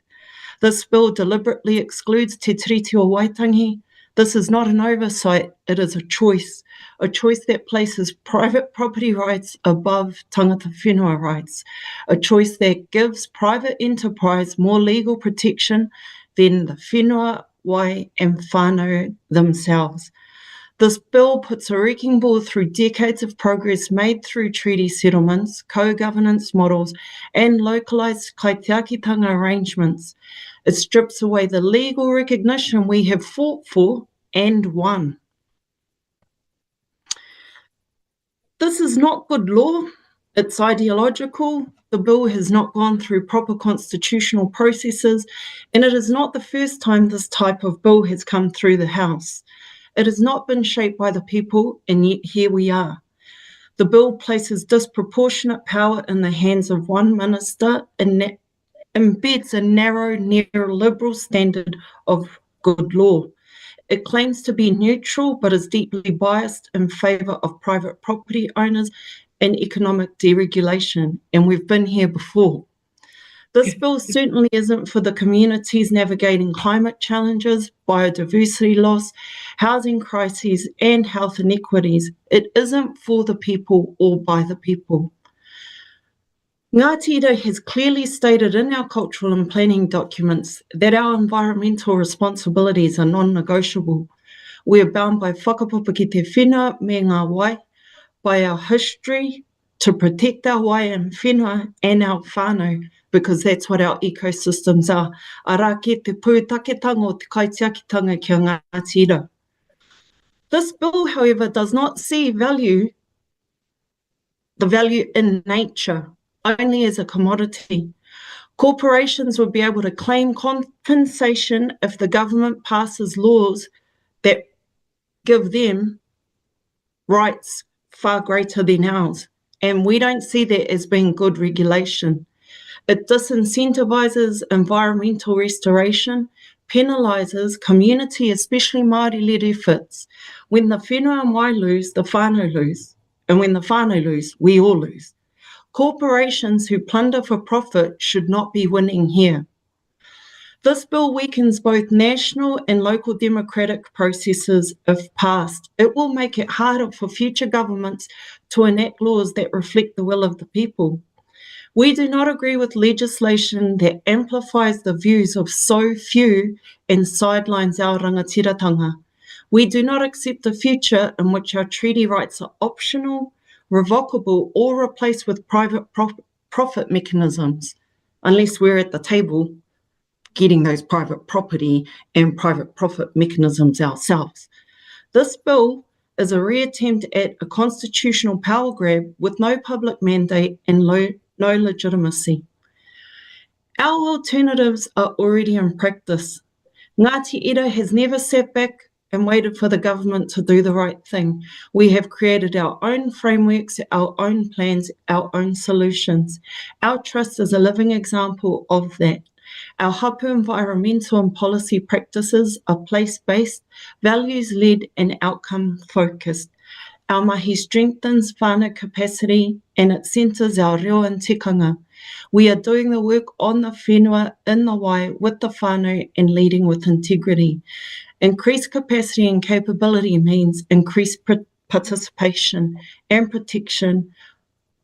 We have models in motion that balance environmental, social, cultural, and economic aspirations. These are our determined ambitions and aspirations. We are not interested in being regulated out of our own futures by a bill that is tone deaf, treaty blind, and politically opportunistic. This bill must be withdrawn, not amended, not softened, withdrawn. Kārea Ngāti Ira e tae te whakaaro ki tēnei. We cannot accept a future built on fear, exclusion, and legal trickery. We will not trade our ancestral rights, responsibilities, and obligations for corporate comfort. And we will not be lectured on good law by those who ignore te treaty and undermine Māori interests. We urge the committee to see this bill for what it is, a dangerous and undemocratic tool to rewrite the rules of this country without all of its people. Ngāti Ira, ngā kaimahi whenua o Ngāti Ira Charitable Trust stands absolutely opposed to the Regulatory Services Bill. Nō reira, tēnā tātou, kia ora tātou katoa. Kia ora, thank you, Nārangi. There doesn't appear to be, yes, Rawari? Kia ora, tēnā koe Ngārangi mo tērā mo wera kōrero. Look, just picking up on your presentation, there seems to be huge concern with the bill's focus on individual property rights and the rule of law that conflict with the collective rights and tino rangatiratanga of Ngāti Ira and te whakatohea whānau, te iwi Māori whānau. Are you also concerned that the bill could be used by powerful corporate and public interests to challenge or weaken Māori environmental, social and cultural protections? Absolutely. Absolutely. We've worked far too hard collectively as whakatohea and within ourselves as Ngāti Ira with Crown agencies and external organisations to gain the gains that we've gotten as a hapu who have mana whakahaere over especially the Waihoeka Gorge. We absolutely see this bill as being detrimental to those rights, as you said, e te tungane. Kia ora.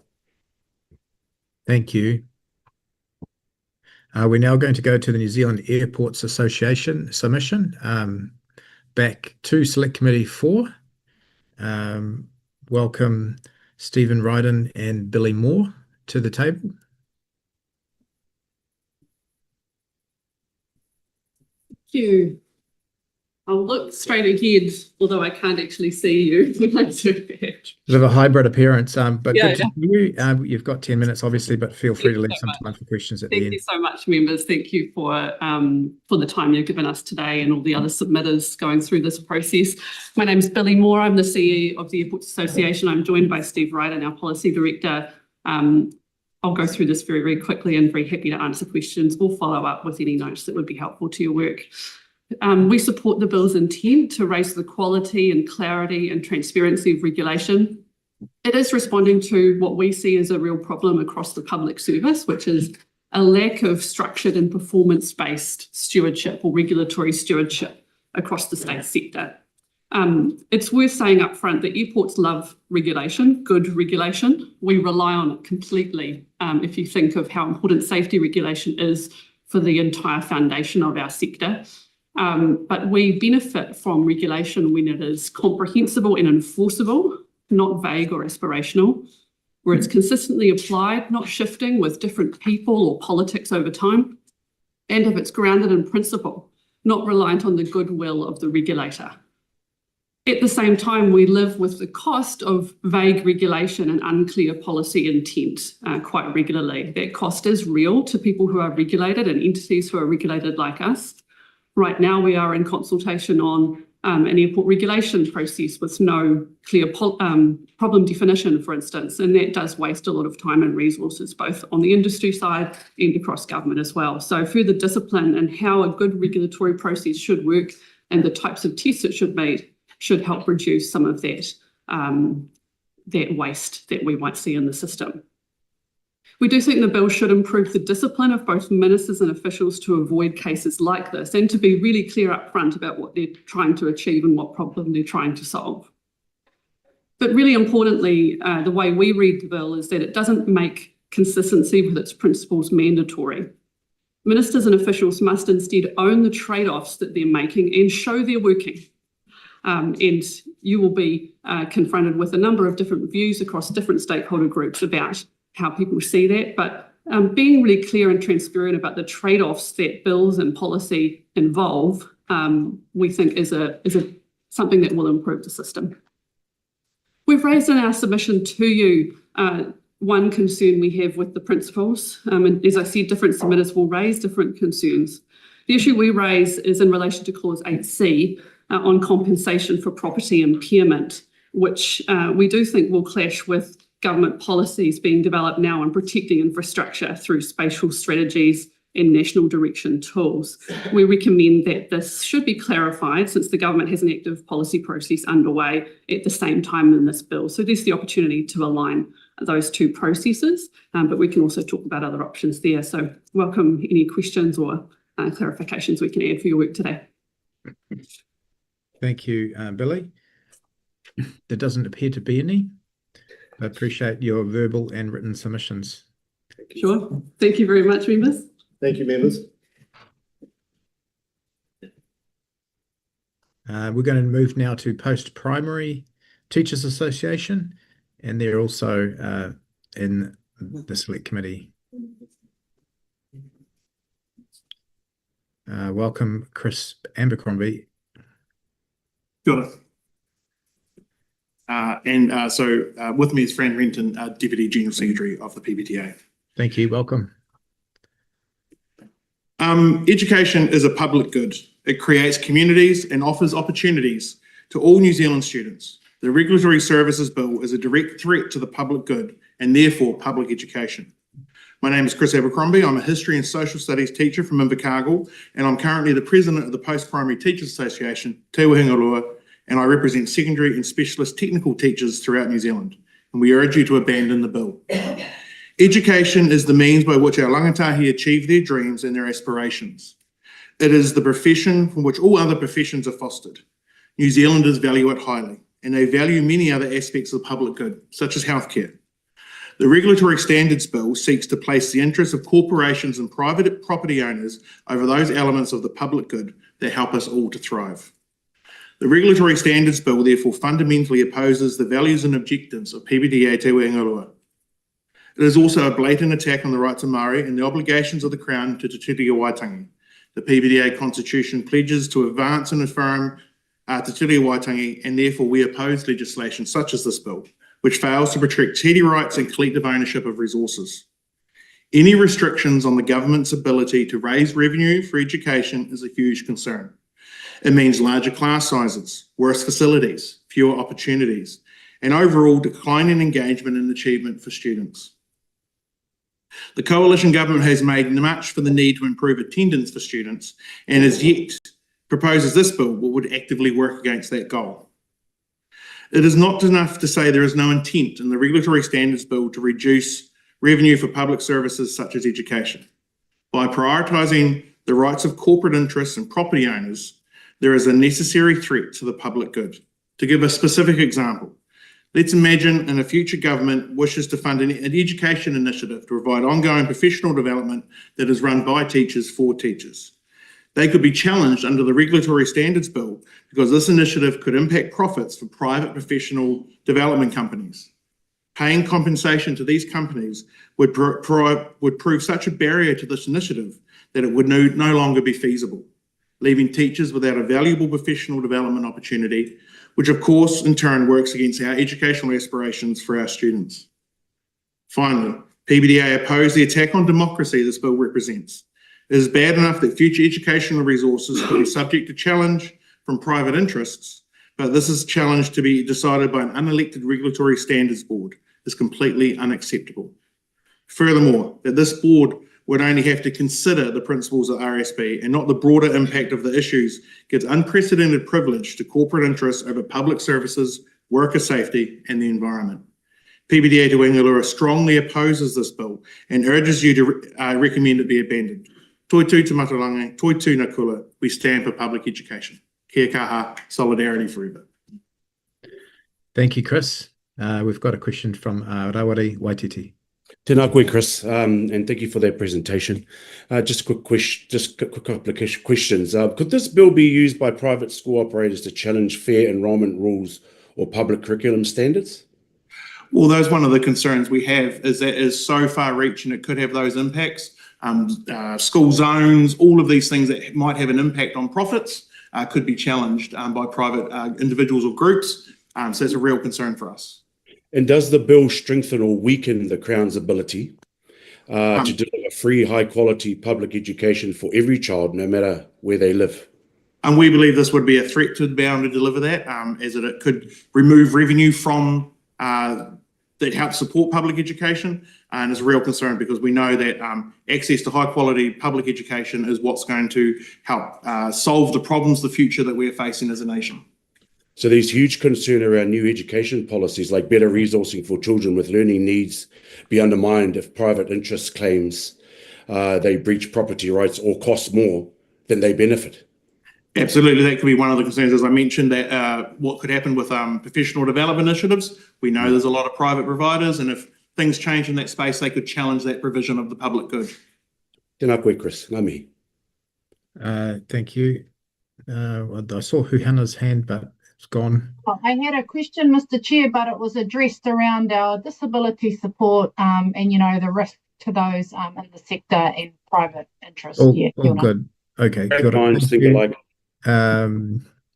Thank you, Nigel, and for your submission. Appreciate you coming in. Kia ora, thank you. Kia ora. We're now going to go to the Greater Region. Sorry, I'll start again. This must be just about time. Greater Wellington Regional Council. We've got Nigel Corey there.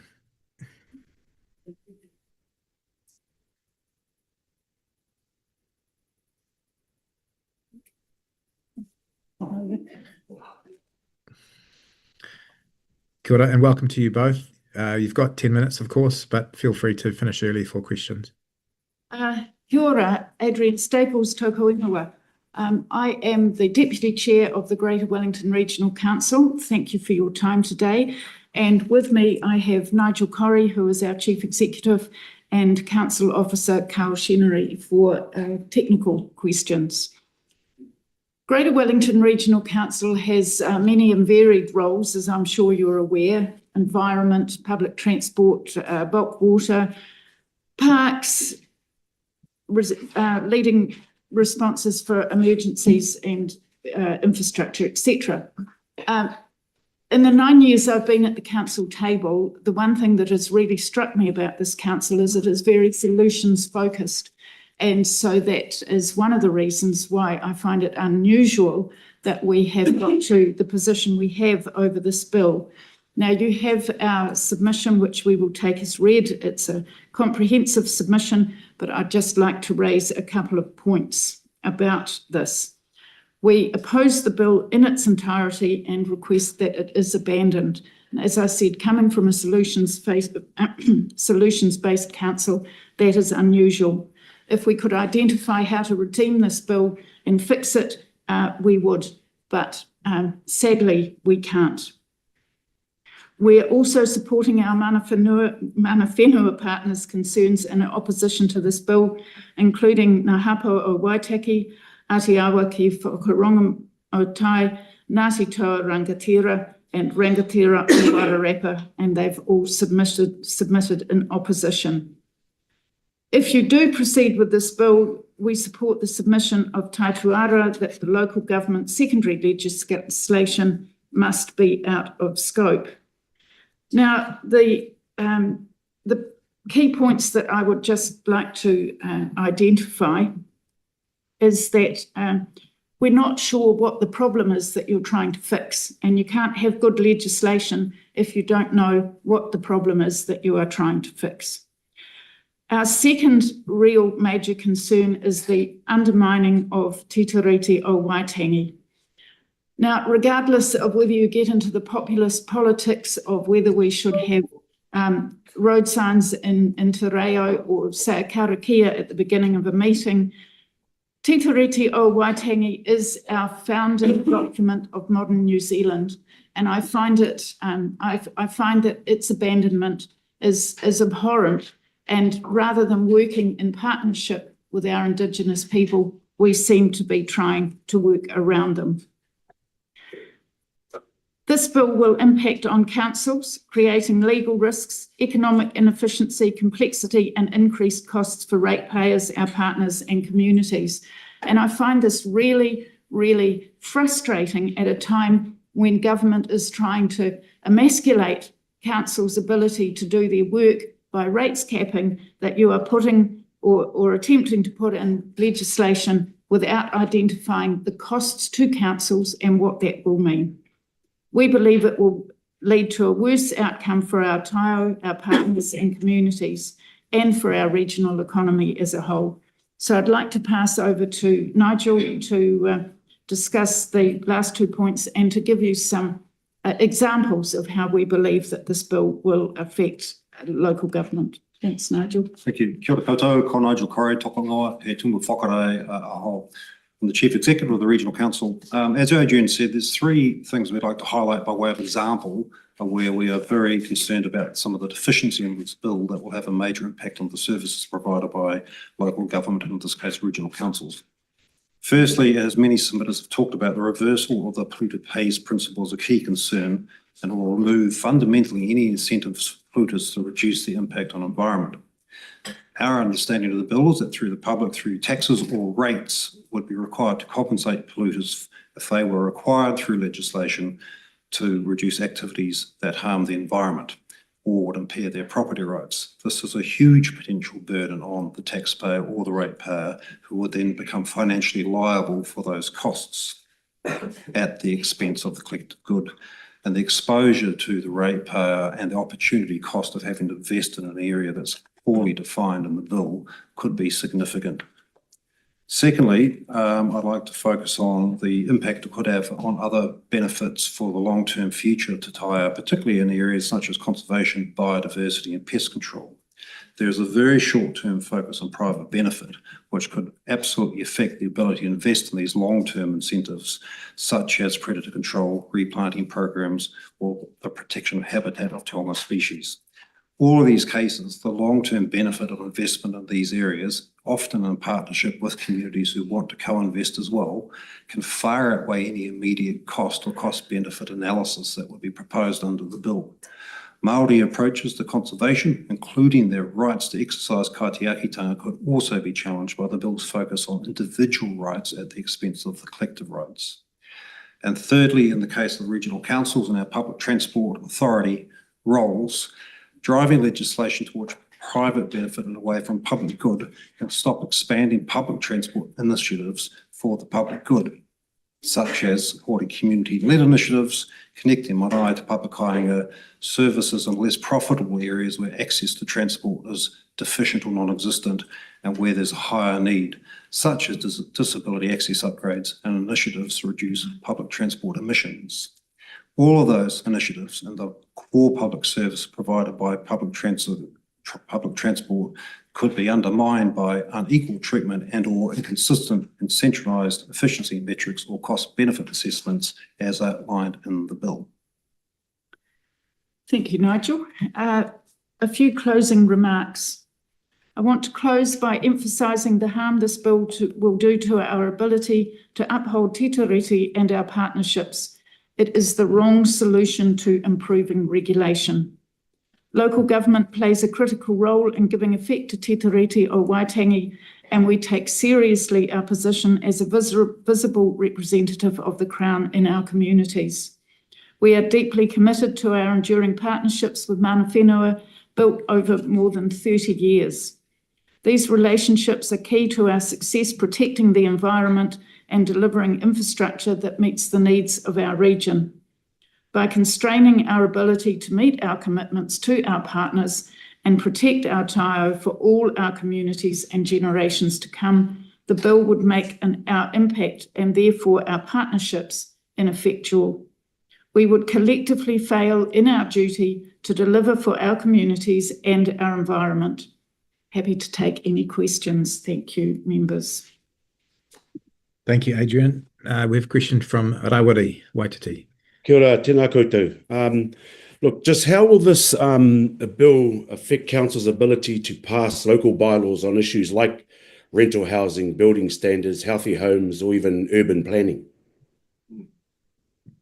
Tēnā koe Rawiri. One of the things that's not clear in the bill is the definitions of secondary legislation and what the scope of what this applies to. So both in terms of whether all local government plans, including bylaws, are included within the scope, and also the definition of property, as Nigel has spoken to. So additional information requests on local government justification back to the set of principles that are outlined in the bill, which are inconsistent, as Nigel and Councillor Staples have said, for the collective good.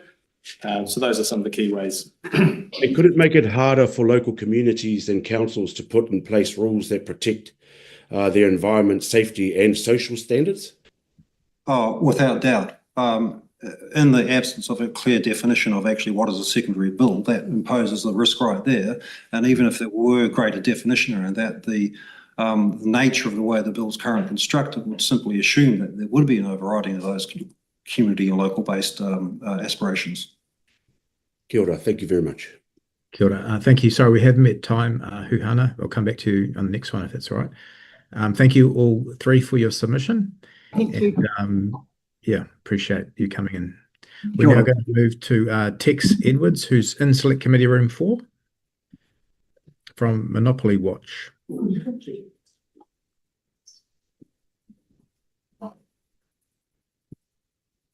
Kia ora. Tex, you know the drill. Thank you. I'm Tex Edwards. Heartfelt condolences to Pāti Māori. I'm very sorry he lost your colleague, and heartfelt condolences. I'll talk like a horse racing commentator, but don't hesitate to ask questions. And I have some numbers, and Rawiri, I think, is left, but I had answered to one of his questions he answered earlier about a number. At Monopoly Watch, we don't do politics. At Monopoly Watch, we study network industries. We study monopolies and how they impact the public interest. We study supermarkets, electricity industry, banking, building materials, and we've studied telecommunications. We have some experience in breaking up a cartel. We research on how to fix broken markets that aren't working in the public interest. Supermarkets aren't working in the public interest, not just on pricing, but also on nutrition and sustainability. Banks are a disgrace. Kiwis are just being milked by Aussies. We want to anchor some points, and then we want to take some questions. And we want to talk about monopolies in utility industries and also in healthcare and the impact of this bill on healthcare matters. We believe in property rights, like most Kiwis, and we believe in property rights for property. We don't believe in property rights for monopoly rents. Here is a diagram. I don't know if I've done a very good job here. Can you see this? Can you see this, committee? This diagram shows the valuation of something. this part of the diagram shows the property of the business, the properties it's got, the software it owns, the racking systems, the warehouses, the vehicle it owns. And then this part of the value is what we call in investment speak, the alpha profit or the invisible alpha, the excess return on equity, the monopoly rent, okay? Of course, we want to go out and we've got a cost of capital of 8%, 6%, 7%, but we don't need to charge the consumers a return on equity of 30%.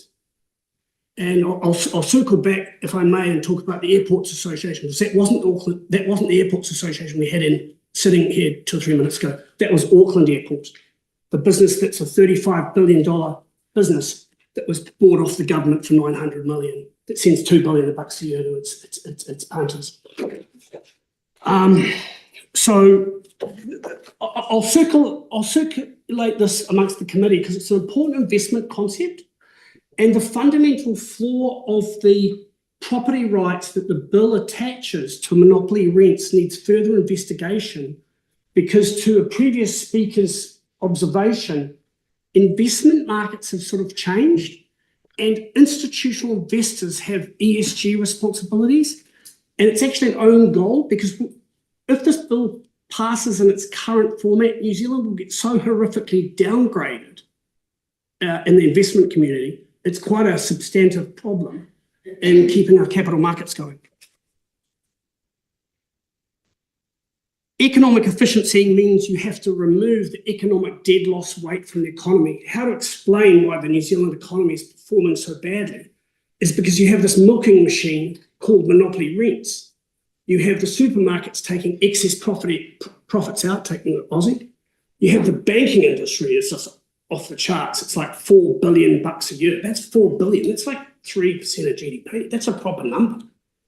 You've got the electricity industry doing pretty much the same. The building materials industry doing a couple of billion a year. And I was grateful for your question earlier, Rowie, in terms of what the numbers are. And for ease of conversation, this bill anchors compensation claims in the major network utility businesses. Let's, for friends, just call it 20 to 60 billion in supermarkets. And if you look at my submission, I apologise profusely, I had the decimal point in the wrong place. That's 20 billion, not 2. Banks is about 80 billion, because banks are taking out 4 billion a year of excess profitability, sending it to Aussie.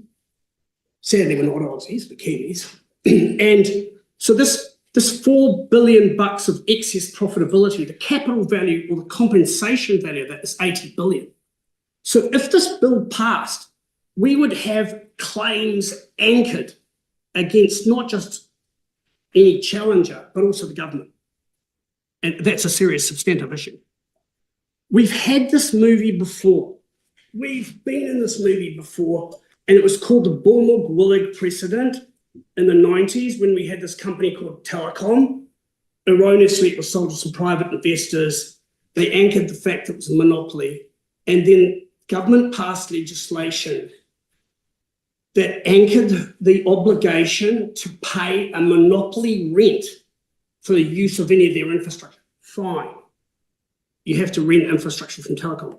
Fine. You have to pay them. Fine. You have to pay them the international benchmark rate. But actually, New Zealand anchored the fact that you had to actually pay a component. So going back to my little diagram here, and I will circulate this in more detail. But you actually had to pay the excess profitability rate to Telecom. That's why it was a $25 billion company. And that's why when the government intervened, it's now a sort of $7 billion company. Respectfully, Chorus and Spark, you add those puppies together, it's $7 billion. It used to be a $25 billion company. And so it gives the committee a sense of some of the huge numbers and some of the real compensation numbers available. Now, because we have to think laterally about this conversation, and we have to understand it and look through. Has anybody else done this type of legislation before? Has there ever been a regulatory standards bill that entrenches monopoly rents like this? And the answer to that is yes. And the New Zealand cricket team are playing in that country in 3 weeks' time. And it's called Rhodesia. I'm serious. And in 1965, the British said to the Rhodesians, hey, can we do a bit of democracy, work in the social good? And there was a small group of people, about 6 or 7% of the population, said, no, let's have unilateral declaration of independence. And some of the clauses in the bill are actually the same as UDI. Hey, Tex. Sorry to interrupt you, but there are a couple of people with questions, but you are going to run out of time if you Okay, don't. mate. Okay, no worries. Whacking with the questions, but that UDI thing is really serious because it actually led to a really nasty war that went on, and it did entrench the monopolies. And if you're a Māori presentator here, you'll go, hey, well, the Rudd concession was the Treaty of Waitangi photocopied. They didn't have a photocopier in 1860, as you know, but they copied it out hand and then they'd sent it down to Rhodesia, and it was the same document.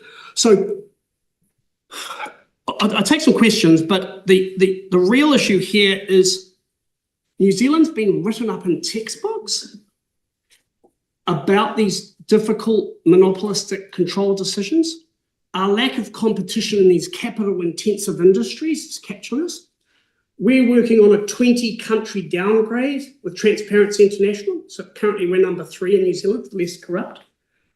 Forget corruption from the sort of 70s and 80s and brown paper bags and Mercedes-Benz and corruption, but talk about influence swamping. And influence swamping is occurring. And the impact here is actually not going to achieve what the proponents of this bill were trying to achieve, which is actually virtuous, trying to make New Zealand a better place for investors. Investors have changed their personality. Investors are the Cincinnati Firemen's Pension Fund.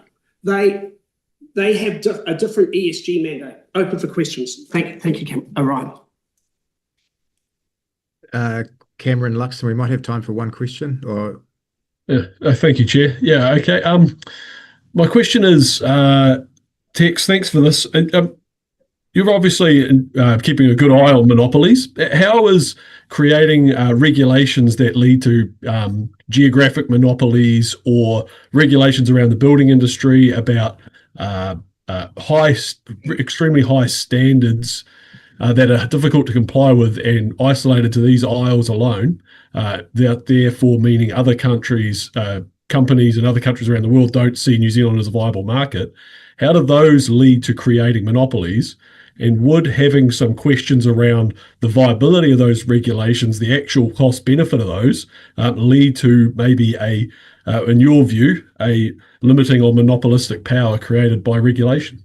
I appreciate the point. It's a really good one. And it was canvassed in the 2022 Commerce Commission market study into building materials, where it was identified that the big building material monopolies wanted regulation because they used that to protect their incumbency. The real issue was scale in the building industry, and that there was no scale of assemblers, and that actually the industry had cut itself up, and they were handing out not geographic monopolies, but actually product monopolies. So quite a complex story, but to answer your question, the monopoly value in building materials was in assembly, and so people were handing out monopolies. There was a portfolio of monopolies in different products, and there was no vertical integration and assembly of houses. And that's how New Zealanders got to pay 5 times too much for housing. thanks, Tex. We have met time. Appreciate your submission. Thank you. And look forward to your diagram. Cheers. We're now going to hear from the National Centre for Women's Health Research, Aotearoa. We've got Dr. Anna Adcock and Professor Bev Lawton. Welcome, ladies. Tēnā koutou e te committee. Thank you for this opportunity to present this oral submission in opposition to the Regulatory Standards Bill. Ko Anna Adcock, tōku ingoa, he uri ahau no Ngāti Mutinga, I'm a health researcher and social scientist. Ko Bev Lawton aho, ko te atanga ahoiti te iwi. I'm Professor Bev Lawton. Tēnā koutou katoa, thank you. We're speaking on behalf of Te Tātai Hora Ahine, the National Centre for Women's Health Research, Aotearoa, based at Te Herenga Waka, the Victoria University of Wellington. We're a rupu of Māori and non-Māori researchers, clinicians and kaumātua. Our mission is to eliminate preventable harm and death, and to support the well-being and flourishing of all people in Aotearoa. For this reason, we strongly oppose the Regulatory Standard Bill. We acknowledge and tautoko the whakaaro to date on this deeply flawed bill. Today, we highlight the bill's potential to worsen health inequities, especially for whānau Māori, and the critical gaps in the design of this bill.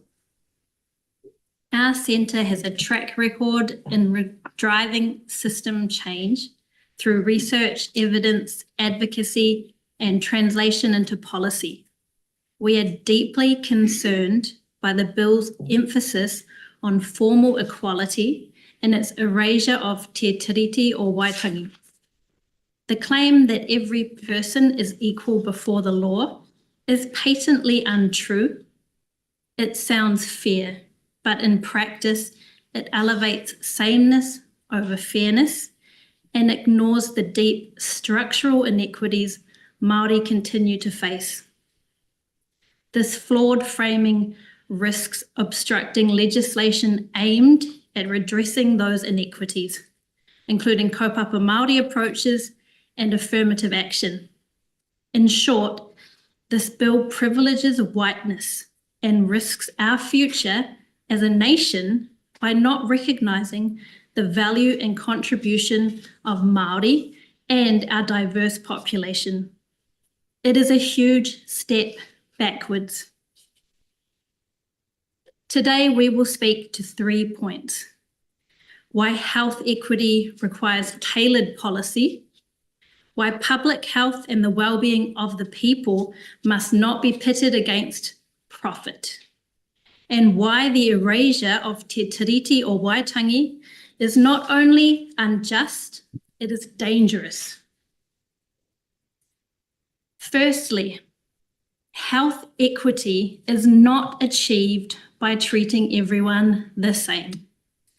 Māori health outcomes are shaped by colonisation, structural racism, and chronic underinvestment.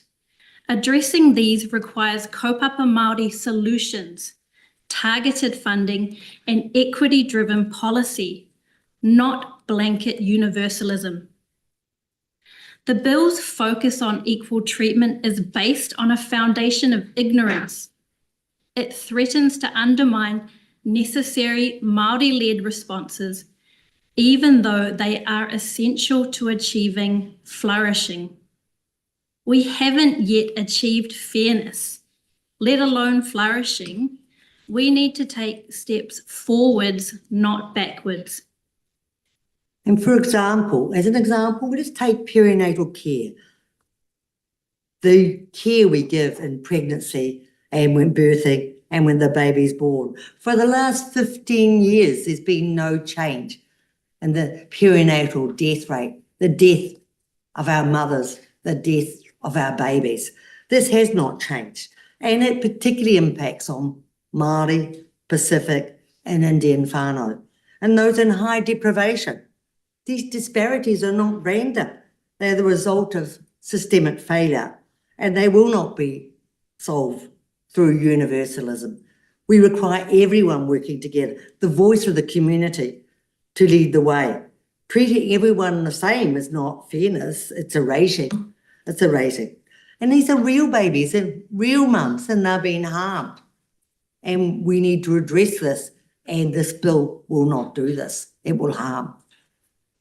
Our second concern is around the risk of deterring public health protections and solutions. The bill proposes that compensation may be owed when regulation causes private economic loss.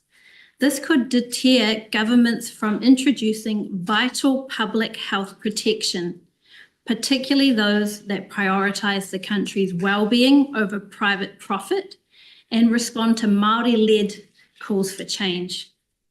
This frames regulation through a commercial lens, not a well-being one. That's a dangerous precedent.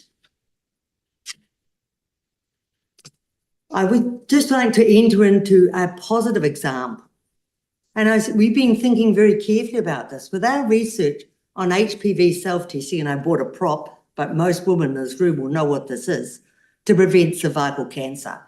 And this is a program that was launched in 2023, and it was based on kaupapa Māori research, the voice from the community, working together in real time with government, Te Whatu Ora, and voices from other groups working with every part to produce a program. And this program has launched with great success, and it's also increased coverage for Māori, for Pacific, and for everyone in Aotearoa. So therefore we have a program that addresses inequities that came with a tuapapa, a foundation for Māori. This would not happen under these regulatory principles. And we're very concerned about that. This is not just hypothetical. I'll give you an example exactly, which has been really successful, and we need more of them. Thank you. Thank Last you. but Oh, not- sorry. Apologies. Last but not least, this bill does not mention Te Tiriti or Waitangi. It omits any reference to partnership, active protection, equitable outcomes, or tino rangatiratanga. This is a profound omission. Te Tiriti or Waitangi is not optional. It is foundational. It should be celebrated and upheld. Cultural safety, whānau-centred care, and local responsiveness are vital to Māori health. Whānau and community voices must be central to system design. These rights are affirmed under Te Tiriti or Waitangi. Yet, under this bill's narrow and individualistic framework, they may be viewed as inconsistent or deprioritised entirely. We're particularly concerned that cultural safety training, already fragile in the health system, could be weakened under this bill's framework, and that calls to strengthen and extend it may be dismissed as unjustified.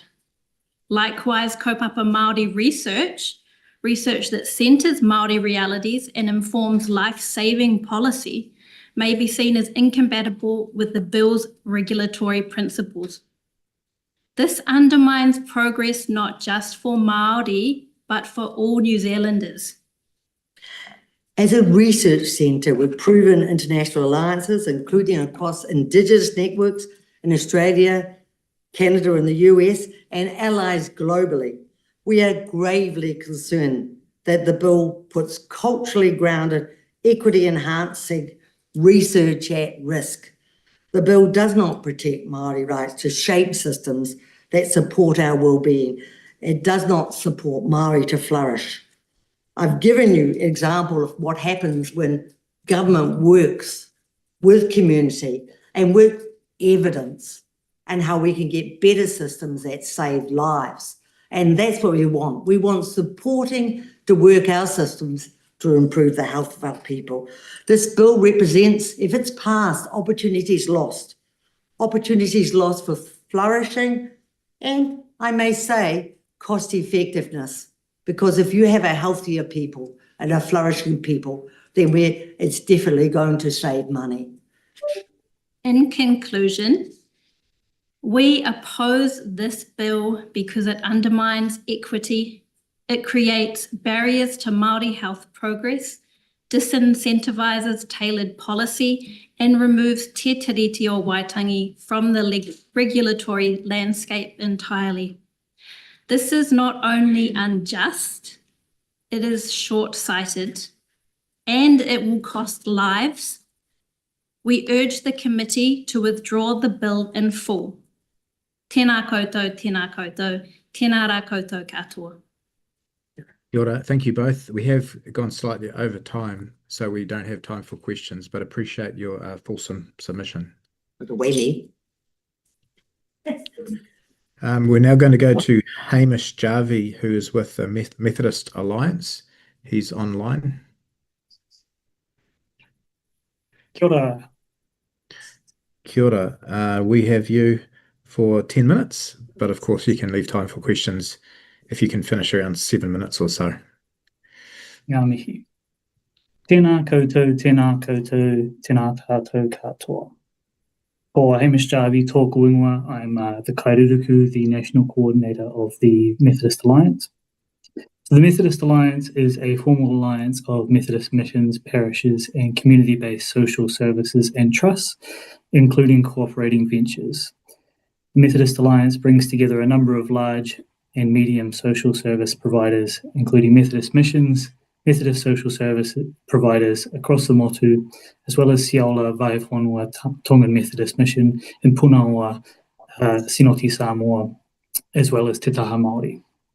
So firstly, thank you for having me and for allowing us to have a voice in this space. Obviously, we've written a written submission as well. And so we're just going to briefly touch on a couple of sort of major points from our submission and go over them, I guess, in potentially not as much depth. So firstly, we wanted to touch on the exclusion of Te Tiriti o Waitangi in this proposed legislation. So the Methodist Alliance understands Te Tiriti o Waitangi is the foundational document of Aotearoa New Zealand, as a covenant both between Māori and the Crown, but also between Māori and Tauiwi, and is the basis of our existence as a society here today. As it touches on a pretty significant amount of governance, it would be really important for this bill to include mention of Te Tiriti o Waitangi and to include it in its principles of good legislation. And without it, it really doesn't represent Aotearoa and the values that we hold to be true and to be inherent in our society. So next up is public opinion. So as you would have seen, obviously, in pretty long submissions and a long set of submissions in select committee, but also in written submissions, the public is overwhelmingly opposed to this bill. And the majority of the people in organisations who have come along to submit are opposed to it for a number of different reasons. And it's quite ironic that the bill makes prominent mention of the need to consult robustly while the bill has not been consulted on robustly from our perspective, and the opinions of those who have been consulted on and the majority have not been listened to, and it's come to this point. So the next thing that I wanted to talk about was the importance of the common good. So we understand good legislation as putting the well-being of both society, its people, and the environment first, as opposed to the profit and well-being of the individual. We believe that the well-being of the collective serves the well-being of the individual, and only as part of the collective can we have real well-being. And the legislation only explicitly mentions the rights of a person, whether or not that would potentially extend to the rights of a company. It doesn't mention the well-being of the collective, our society, or the environment, which we believe is a major area that's been overlooked. Next, I wanted to talk about replication and efficiency. So the bill intends to provide a framework for assessing legislation prior to its passing, but also after its passing. But this ignores the fact that we have a robust process already in place, which could, if necessary, be reworked or be adjusted in order to get better legislation.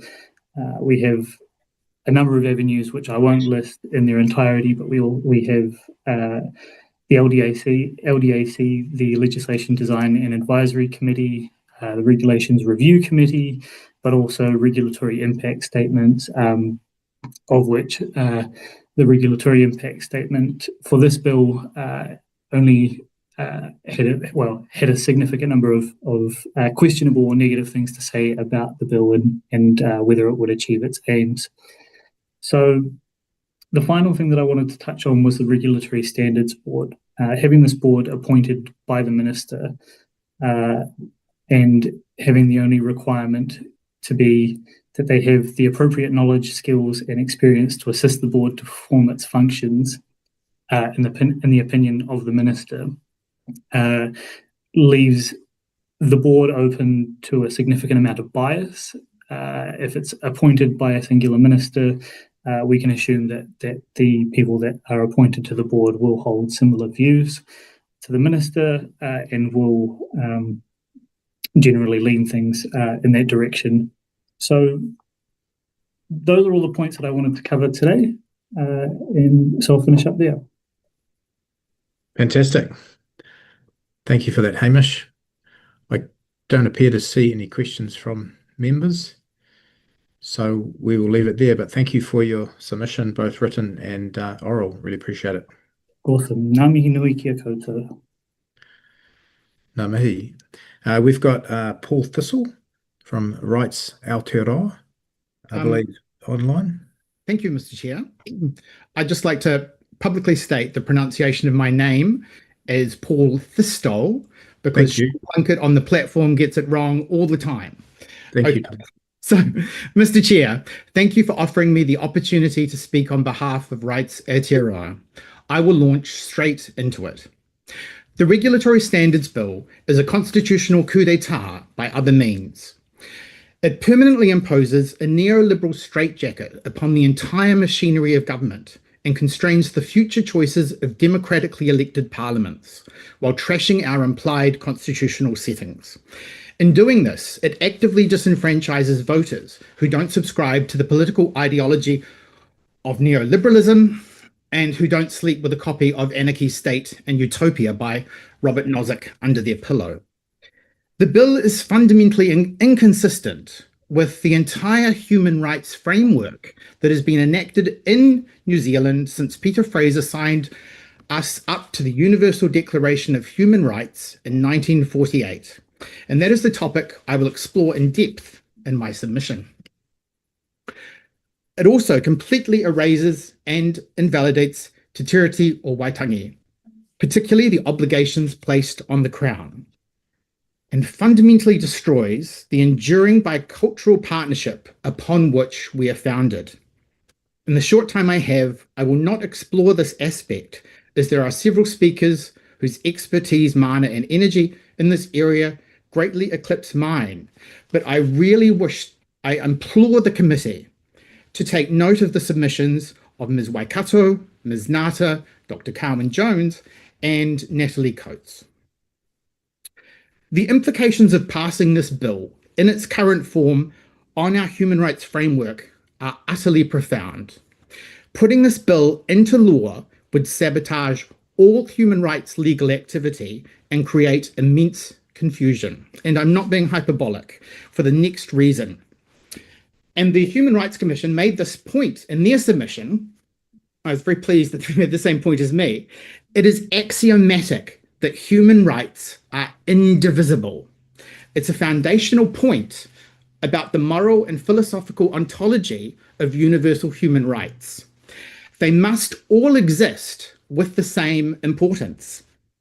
Now, I respectfully ask the committee members to pause for 5 seconds and just reflect on this for a second. In your mind's eye, place all the human rights like a structural arch and not as a hierarchy. It's very important. Because if one right was to become more of a right than the others, then all the others would be diminished. And inter-rights conflict comes along every day and comes along in every courthouse in New Zealand every day.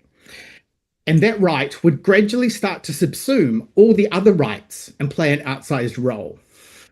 If you'll forgive me an 80s reference, like Pac-Man gobbling up the dots, the elevated right would consume progressively all the other rights, growing larger while diminishing the rest. And that is exactly what this bill does. It says that a cluster of human rights centered around individualism and property are more important than the others. Proposing this bill is an overt act of political philosophy that keeps beyond elections, keeps into the future. Now, I will be in a different select committee room on Friday arguing that another government bill also imposes a hierarchy of rights. In that case, it's putting free speech absolutism over the right to be free from hate speech. Now, proposing that there is a hierarchy of rights upsets a highly delicate balance that our law has been designed around. In particular, clauses like Section 5 of the Bill of Rights Act guide how conflicts between rights should be managed. If this bill goes ahead, then Section 5 of BORA becomes very unworkable indeed in practice. Now, a real-world concrete consequence of passing the law in its current form is that if complying with non-discrimination provisions of the Human Rights Act had a tangible cost and impact on private enterprise, it could be challenged. This would be intolerable, as anti-discrimination measures must not be at the whim of billionaires and the capitalist class. Now, let's do a little hypothetical. Just suppose we trash our constitutional settings with this wrecking ball of a bill, rip up our founding treaty, and say it's okay to discriminate against people just to appease the capital classes and Elon Musk. Would this bill improve the economy? Now, Mr. Chair, I actually support the Deputy Prime Minister's goal about making a more productive economy, definitely. So, as well as being a human rights professional, I have a master's degree in business from one of the world's finest institutions, London Business School. And I say this not to brag, but because I want what I'm about to say not to be dismissed as the rantings of a deranged woke lefty Marxist who lives in Tamitha Paul's electorate. And I'd like to say I'm only for of those things. And there's definitely no communist students club at London Business School, although there is a Swiss luxury watch club. It is my considered professional assessment that this bill would have an overall negative net impact on the economy. It will make our current situation where butter is $18 in an Auckland supermarket worse. Why? Because it will make regulatory capture much, much, much worse. Entrenched interests will game the system, and monopolistic behavior will be enabled and actively encouraged. This bill will make butter more expensive at a time when the citizenry is ready to riot over the cost of living. When Fonterra argues that competition compliance costs are unreasonable, they'll have this bill in their back pocket as a weapon. The same goes for supermarket duopolies resisting fair trading measures. Now, at business school, it was axiomatic that if you can, you should always try to engage in regulatory capture because it gives you a strategic competitive advantage, or in regulatory arbitrage like Uber. Now, a couple of days ago, I was wondering how to prove this point to you, and the perfect evidence fell in my lap. Last week, the media reported that the security services said in their assessment that the Regulatory Standards Bill could be subject to interference from nefarious foreign actors. Well, if that is the case, then it is logically implied that it can also be subject to nefarious corporate actors, and it will be. And Andrew Hampton, the head of the GCSB, is not known for his alarmist assessments, and if he is a woke lefty Marxist, I would hope that his employer knows. In summary, Mr. Chair, I implore you to recommend the wholesale rejection of this bill. It's unfixable. There's no possible world in which it works in its current form. Lastly, the greatest political project that any political party could embark upon would be to deal with regulatory capture whilst upholding our human rights commitments and honouring Te Tiriti. But unfortunately, that would require dealing with the thorny, intractable problem of political campaign finance reform. And no party wants to touch that. So lastly, should this bill pass in its current form, then on the day it comes into force, I personally, in my personal capacity, will file for declaration of inconsistency with the Bill of Rights Act, because that is the only remedy that is really available to us that is non-violent if this bill passes in its current form. Thank you. Fantastic. Thank you, Paul, for that. There doesn't appear to be any questions, and we're nearly at time. So thank you for that. That was very comprehensive. Thank you. And I'd also like to say I've had very good dealings with both Mr. Stevenson and Ms. Russell on this committee, even though Mr. Stevenson and I disagree on a few things. He's a fine parliamentarian. Some academic jousting. Yes, he's very good. Thank you. Thank you very much. Good. Bye-bye. Pleasure. See you. Okay, in Select Committee Room, we have Jalissa Piniro on behalf of Wairera Runanga Incorporated Society. So we'll welcome you up to the table.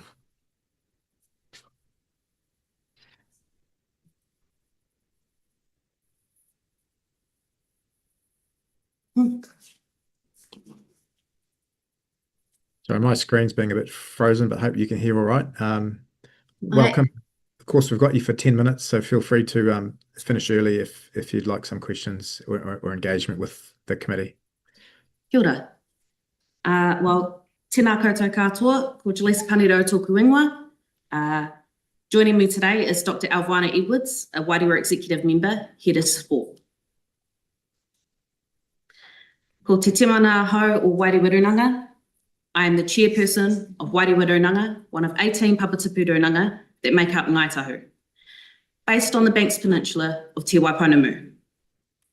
I stand here today not just as a representative for my hapu, Ngā Tere Kehu, but as a 32-year-old mother to an 8-month-old baby, someone who feels the full weight of the responsibility to speak for our tamariki, our whenua, and our future. Like the tens of thousands of others, we oppose this bill. You've heard the arguments. They've been made well, and they've been made clearly. They've been made from a range of different rōpū, unions, iwi, academics, environmentalists, legal experts, business owners, and everyday citizens. You've also received a written submission from Wairera Runanga, which I'll take as read. So today I won't repeat every point. Instead, I want to speak to something a little more deeper, something both personal and collective, something that's been increasingly difficult to hold on to in the face of this coalition government's actions, and that is hope. Because if I'm honest, everything about how this bill has been handled, from rushed consultation to ignoring expert advice, tells me, well, I shouldn't have hope. When I took the time to read the documentation behind this bill, not just the bill itself, but the cabinet paper and all its annexes, I was struck not just by the content, but by the tone. It was dismissive, predetermined, and hollow in its engagement with public feedback. The cabinet paper acknowledges over 23,000 people made submissions during the initial consultation, and that almost 90% opposed the bill. And yet, the minister states plainly he intends to proceed with substantially similar approach to the one he first proposed. There's no sign that any of those voices, Māori, union, academics, environmental activists, everyday citizens, really changed the substance of the bill. It reads as if consultation was merely a tick box exercise, not a conversation to be had. Annex 2, the regulatory impact statement, is meant to be the analytical backbone to any good legislation. And even there, the authors raise red flags. They say, the bill is unlikely to be the most efficient way to achieve its goals and may actually increase costs, while having uncertain impact on regulatory quality. So, even the government's own officials are questioning whether this bill will do as it claims. Annex 1, the summary of public submission during initial consultation, lays out clearly why people oppose this bill. Because it elevates property rights above collective wellbeing, because it excludes Te Tiriti o Waitangi, because it opens the door to corporate interference and undermines future legislation aimed at equity and environmental protection. None of that has been substantively addressed. Then I read Annex 3, which attempts to explain the treaty implications. It simply states that the impact on Māori will depend on implementation. But that's not treaty analysis, that's abdication. As disheartening as that is, what strikes even more deeply is this: the complete absence of genuine partnership with Māori. Now, let me be clear. Partnership isn't one party setting the rules while the other is expected to comply. True partnership means shared decision-making, mutual respect, inclusion that is deep and meaningful, not decorative. Māori are not passive recipients of regulation. We are kaitiaki, treaty partners, and rightful decision makers. As we know, Aotearoa is home to many cultures, but it is Māori who formed the foundation. There is great beauty in our diversity, but yet, too often, we are unsettled by what makes us unique. So, how can anyone genuinely claim to represent all New Zealanders if this bill marginalises and sidelines tangata whenua as treaty partners? How can it be called fair or a true reflection of treaty partnership if it strips Māori of the protections guaranteed under Te Tiriti o Waitangi? The bill reflects that discomfort. It attempts to flatten us into a single uniform model of law, one that ignores the layered living whakapapa of this whenua. Annex 5 includes feedback from key departments, Te Puni Kōkiri, Ministry of Justice, Ministry of the Environment, the Public Service Commission. They all raise serious concerns about cost, workability, democratic accountability, and the complete absence of Te Tiriti in the bill's principles. Yet, those warnings, like the public submissions, were ignored. It's unsettling and perhaps deliberately so. I read all of this as a citizen of Aotearoa, as a mum, as someone trying to participate in a democratic process. And it's hard, not to feel disillusioned, to feel like this whole thing is, theatre. That the decisions were made before we were ever asked. Because I ask, what actually changed after all that feedback? Nothing. And yet, here I am. I keep showing up, and here's why. Because I believe that democracy isn't just something that we do every 3 years. Because I want my tamariki to grow up knowing that their voices count. Because silence has never served our people. I show up because I've seen what is possible when our voices are heard. When legislation reflects the diversity, the dignity, and the whakapapa of this whenua. Hope isn't naive. It is a form of resistance. And I hope that you carry that with you when you decide whether this bill reflects who we are or who we should never become. And so I leave this with you. Choose wisely. We're watching. We're still here, and we'll never stop showing up. Nō reira, tēnā koutou, tēnā koutou, tēnā koutou katoa. Kia ora. Thank you for that. Looks like we've got a question from Rawiri Waititi. No question, just ngā mihi niu kia koutou mo tērā mo wera kōrero. Kia ora tātou. Oh, it was just a peace wave. Kia ora. Yeah. Fantastic. Okay, our next submitters are in the house behind you. Nai Taikura, Taio or Tūwharetoa. We've got Nā Taikura. No, sorry. We've got Jalissa Paniro presenting, I believe.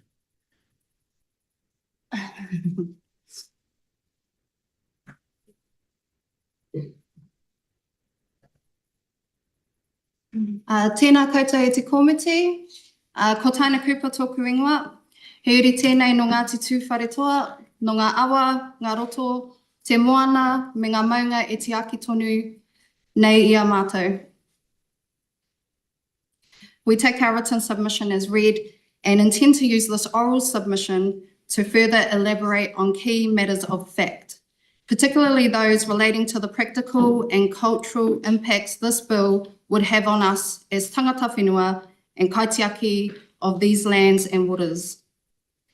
Today I speak on behalf of Ngā Taikura Taiao o Tūwharetoa, a collective of rangatahi grounded in our whakapapa, tikanga, and the sacred responsibility of kaitiakitanga. We are not here simply to speak. We are here to protect what we have inherited and what we are determined to pass on. We are here to protect our whakapapa. We stand in strong and clear opposition to the Regulatory Standards Bill because this bill is not just out of touch, it is dangerous. It is disconnected from our values, it is disconnected from the current state of our environment, and most of all, it is disconnected from our future. As rangatahi Māori, our relationship with te taiao is not theatrical. It is not something we've learned at school or read in a report. It is inherited, embodied, and alive. Our ngāhere is not just a resource, it is a tūpuna. Our awa is not just water, it is a bloodline. The whenua is not just dirt and pasture, it is identity, memory, and obligation. We do not use the environment, we descend from it, walk with it, and belong with it, to it. But neoliberal frameworks treat te taiao as an asset, something to be managed and exploited. This bill reinforces that mindset.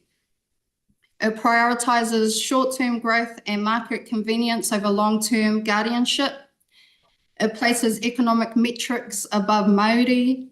It sees te taiao not as a living system to be restored, but as a ledger item to be regulated. It privileges economic growth over environmental integrity. It promotes efficiency at the expense of long-term well-being. When the law fails to recognise the sacredness of te taiao, it fails us. When legislation threatens the Māori of ecosystems, it rejects our whakapapa and the laws of this land. Our environment is already in crisis, not a future crisis, but a present one. We've watched our lakes rise in temperature. We've seen our rivers choke with sediment and toxins. We've seen the ngāhere grow quiet. The manu are gone, the rākau are stressed, the puna run dry. These aren't abstract statistics, they are tohu taiao. They are signs from our tūpuna, clear and deliberate warnings that the balance of the natural world is breaking. But instead of responding with compassion, this bill responds with deregulation. It makes it easier for developers to break ground. It makes it harder for communities to protect what they love. It's like watching the whare burn and arguing over the price of water. Rangatahi Māori are raised to think not in quarters or political cycles, but in generations. Every action we take is guided by how it will impact our mokopuna. We are nurtured in whanaungatanga, we uphold manaakitanga, and we practice kaitiakitanga. These are not values we simply refer to, they are values that we live and practice every day. This bill does not reflect those principles. It was not written with mokopuna in mind. It was designed for today's market, prioritizing economic convenience over environmental responsibility. This is not only a failure of environmental logic, it is a failure of leadership.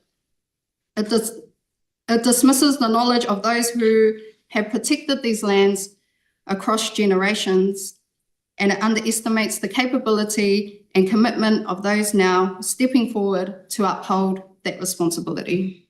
Tēnā anō tātou, ko wahine tapu murcha hau, huri hoki no ngā tutu wharetoa. I'm here today not to add another voice, but to remind this committee that we are not a future problem, we're the present reality. This bill undermines the role of mātauranga Māori in environmental governance. Mātauranga Māori is not a relic of the past. It is a living, evolving system of knowledge that guides how we understand and protect te taiao. It includes centuries of observation, adaptation, and physical relationship with the whenua, the wai, our ngahere, and the changing seasons. It is science, but it is also philosophy, spirituality, and lived practice that connects people, place, and purpose. In many places, mātauranga Māori is the only consistent, localized environmental intelligence that exists, especially where Western science is yet to catch up or where community-specific solutions are needed. Yet the Regulatory Standards Bill fails entirely to acknowledge this. Instead, the bill embeds a framework that centres Western economics and narrow legal interpretations as the dominant authority.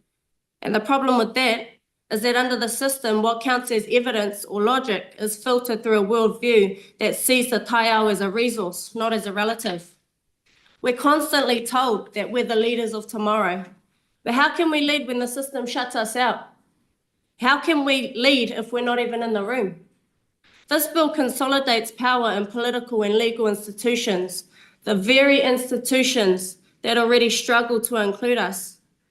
That is completely wrong, and we are not okay with that. Our voices are not decorative, they are decisive. We bring inherited wisdom and fierce urgency. We call it the fire in our puku, given to us by our mothers while fighting the exact same battles. We know what's at stake because we are the ones who live with the consequences. This bill freezes the system when we need transformation. Climate change is not theoretical, we're already seeing it. Flooding where there never was, drought where there never used to be, invasive species, including humanity, helping the collapse of ecosystems and stressed whenua. And yet this bill promotes regulatory stability as if that's still what matters, as if this is the time to slow things down. But this is not the time for business as usual. This is the time for bold, adaptive decisions that move at the speed of crisis. This is the time to lead with courage, not constraint. This bill sends a painful message to us. It tells us that our identity doesn't matter, that our knowledge isn't valid, that our future is optional. And yet, we're the ones showing up.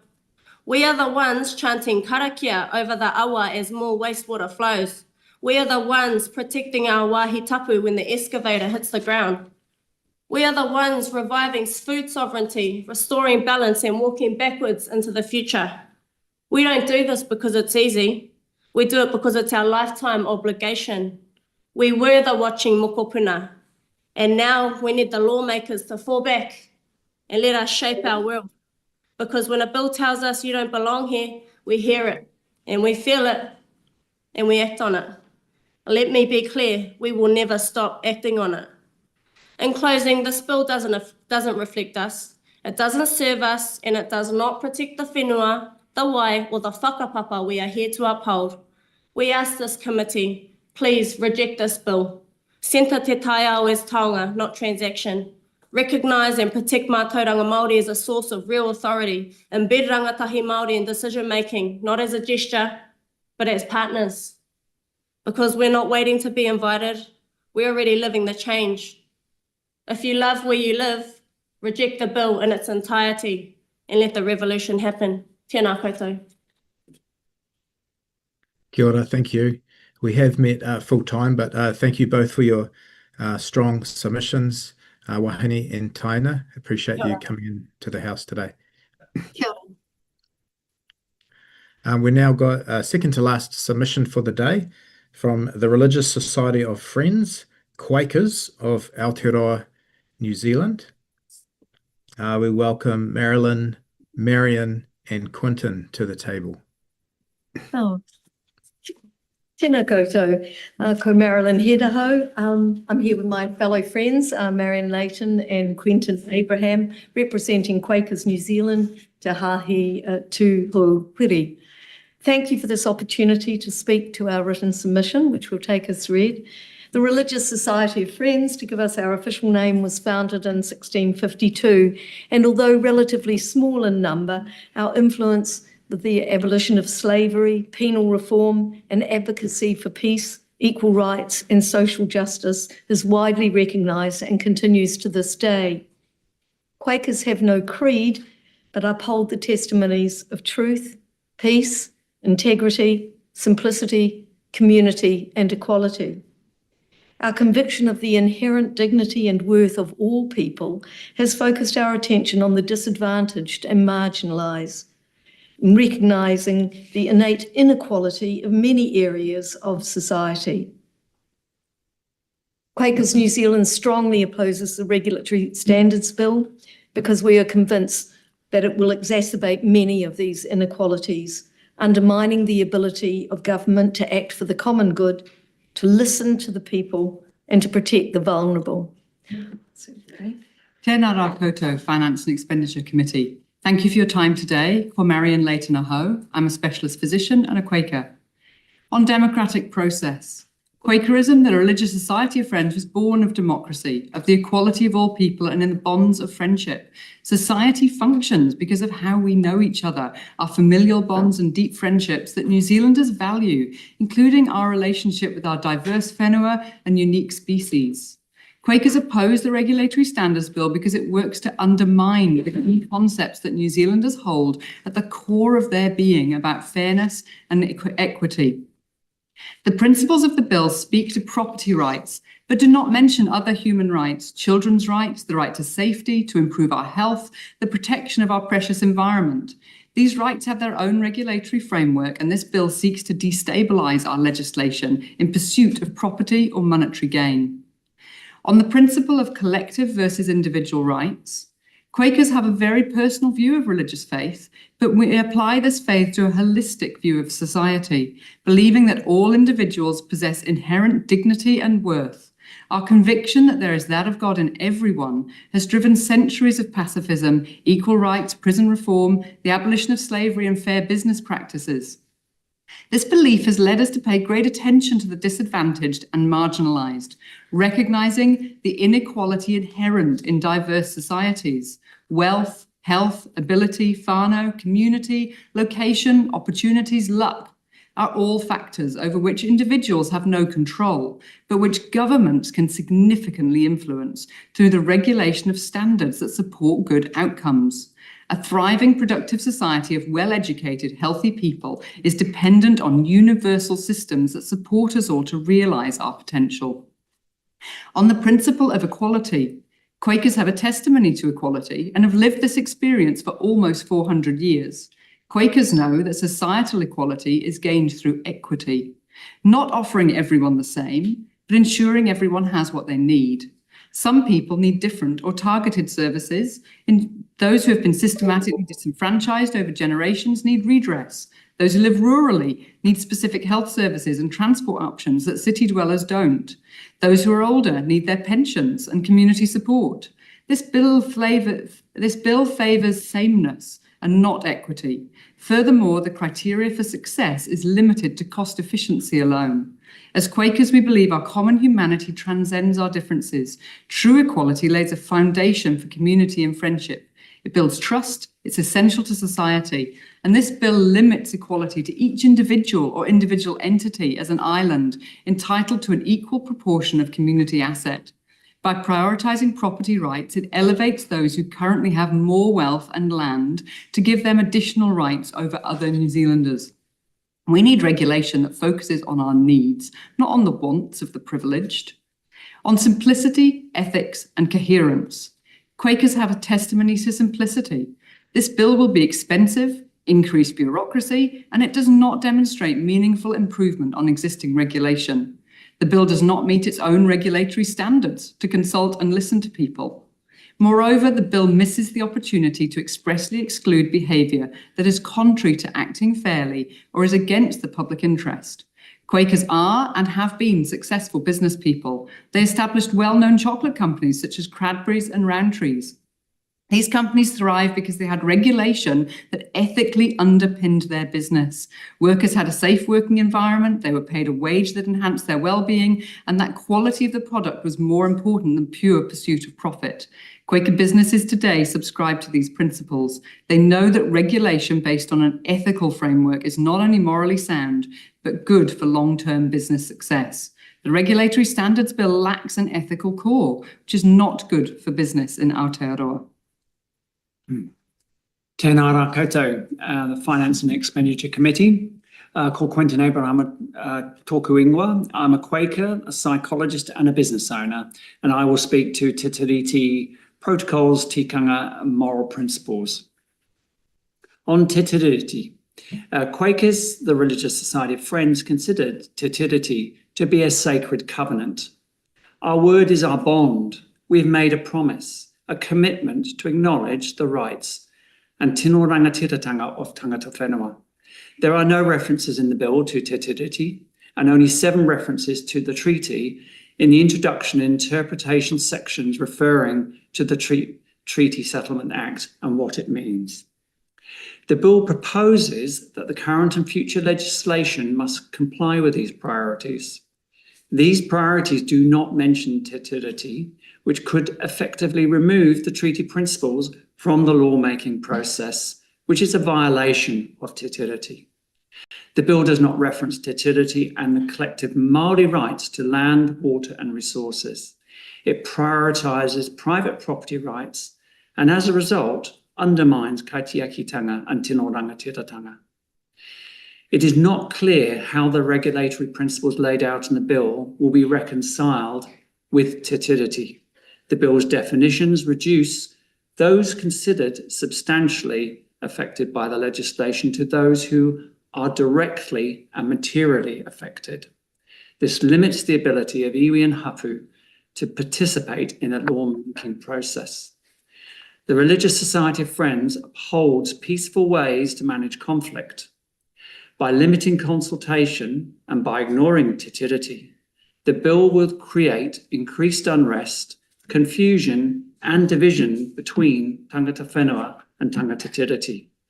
It will not achieve greater clarity as intended in lawmaking.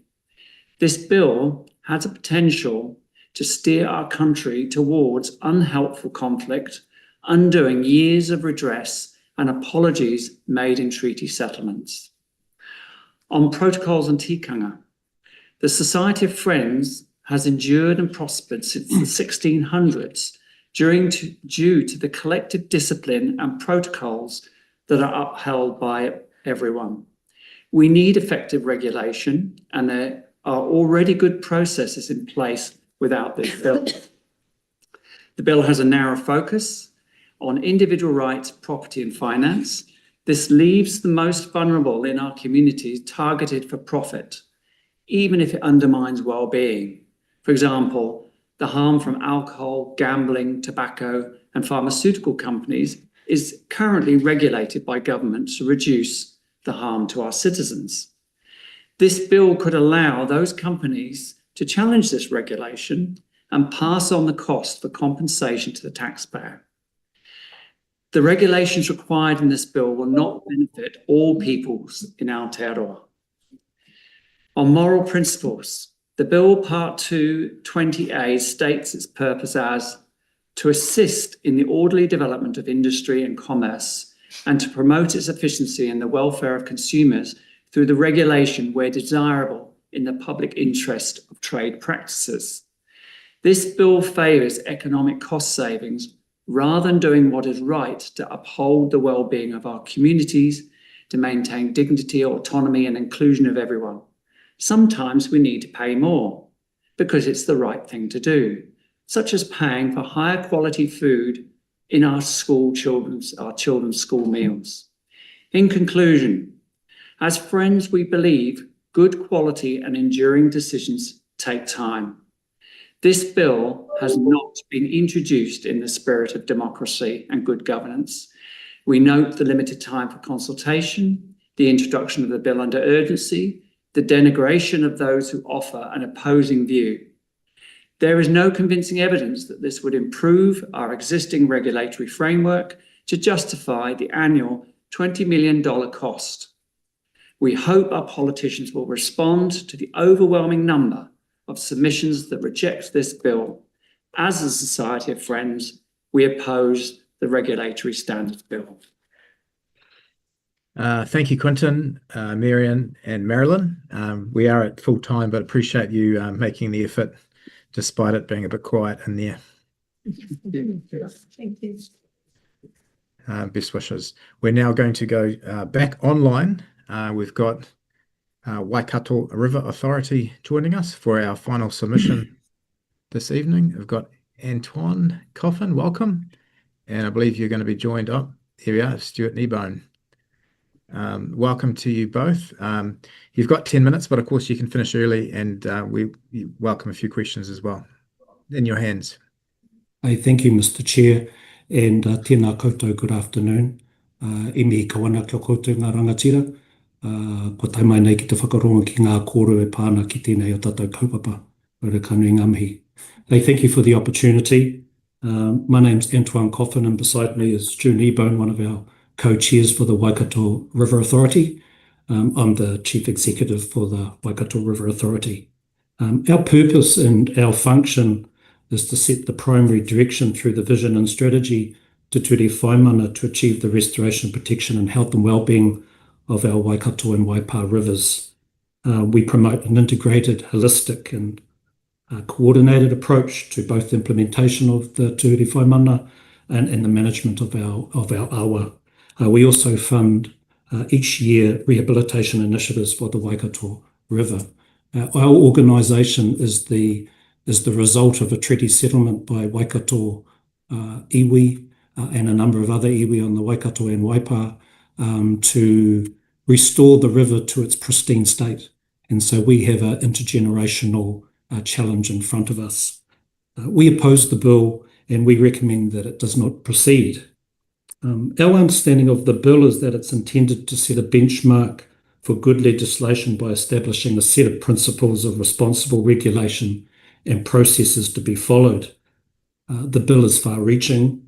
The powers to be exercised, in our view, are broad and profound.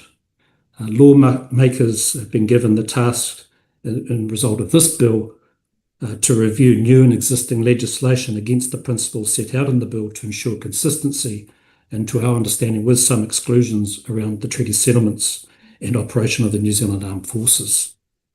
From our submission, we really want to reinforce three key points.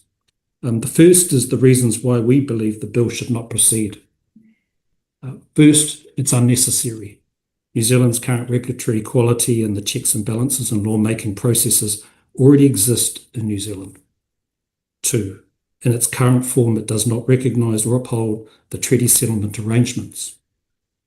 And further to that, the River Authority has a particular interest in this because we are the co-governance organisation with equal Crown and River iwi representatives, and we are charged with upholding Te Ture Whaimana, the vision and strategy for the Waikato and Waipa rivers.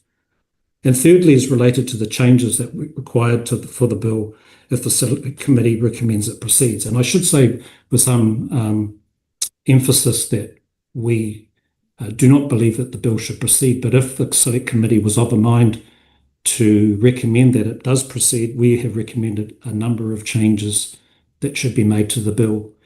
Even then, we don't think that those fixes would be sufficient to meet our deep concerns. In terms of summary of our submission, The processes the bill sets up are, in our view, unnecessary due to New Zealand's current regulatory quality and checks and balances, as I mentioned.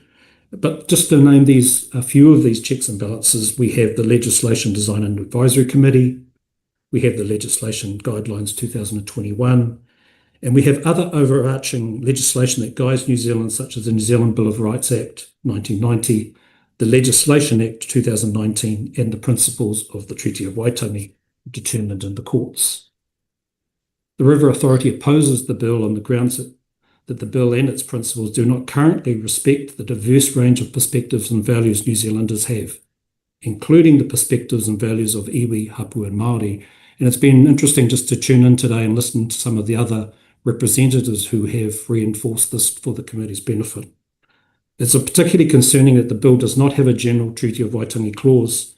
The River Authority notes that the existing guidance on good lawmaking, specifically in the legislation guidelines, contains an entire chapter dedicated to lawmaking consistent with Te Tiriti. Treaty Settlement Acts and bills are excluded from views under the bill. This is an essential safeguard necessary to protect the integrity of treaty settlements. However, the bill has the potential to still undermine the treaty settlement arrangements for the Waikato and Waipa rivers and their catchments when agencies seek to undertake reviews of other acts. If passed in its current form, the bill would not recognise or uphold those treaty settlement arrangements included in non-treaty settlement acts, such as Te Ture Whaimana and the RMA. The River Authority is also concerned about the requirement for compensation when legislation authorises the taking or impairment of property. In this case, this could involve reducing property rights for landowners where it harms the health of the river. Again, very specific, Clause 8, C subsection Roman numeral 3 states that the compensation will be provided by people that receive the benefit. This is particularly concerning for the River Authority, where we might have an example where landowners are required to use more of their land for riparian planting, effectively setting it aside, or even when excluding stock from the river by fencing to mitigate against contaminants entering a river. And this could require, as a result of the bill, that a council, the government, or even ourselves, the River Authority, is expected to provide compensation for that potential loss. We think that would be an obscene outcome as a result of the bill's principles in regards to property. The River Authority considers it untenable and may restrict councils, governments from putting in place regulations that benefit the health of water bodies. The bill also requires that the River Authority require us under Clause 43.2a Roman numeral 4 to provide any information that is necessary or desirable to enable the Regulatory Standards Ministry to review in whole or in part any regulatory system to which any legislation relates. These are extraordinary powers to have. We think the very broad information requirements could be challenging to meet, of course, and if they were not complied with, the Chief Executive has powers, this is the Chief Executive of the Ministry of Regulation, can apply to the High Court for an order to require that information be shared. We think that's, in a democracy, that's an obscene amount of power. Finally, the River Authority raises concern about the Regulatory Standards Board and the broad power it has. Firstly, the board can inquire into existing legislation to assess whether it's consistent with the principles that it sets out. And the River Authority considers this as too broad and too subjective. The River Authority also considers that it's inappropriate that a minister chooses the members of the board.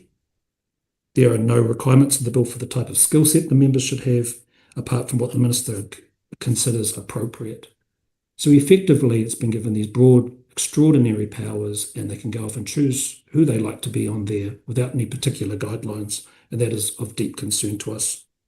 The River Authority has suggested a number of changes in its submission to the bill, and where the Select Committee may recommend that this be proceeded.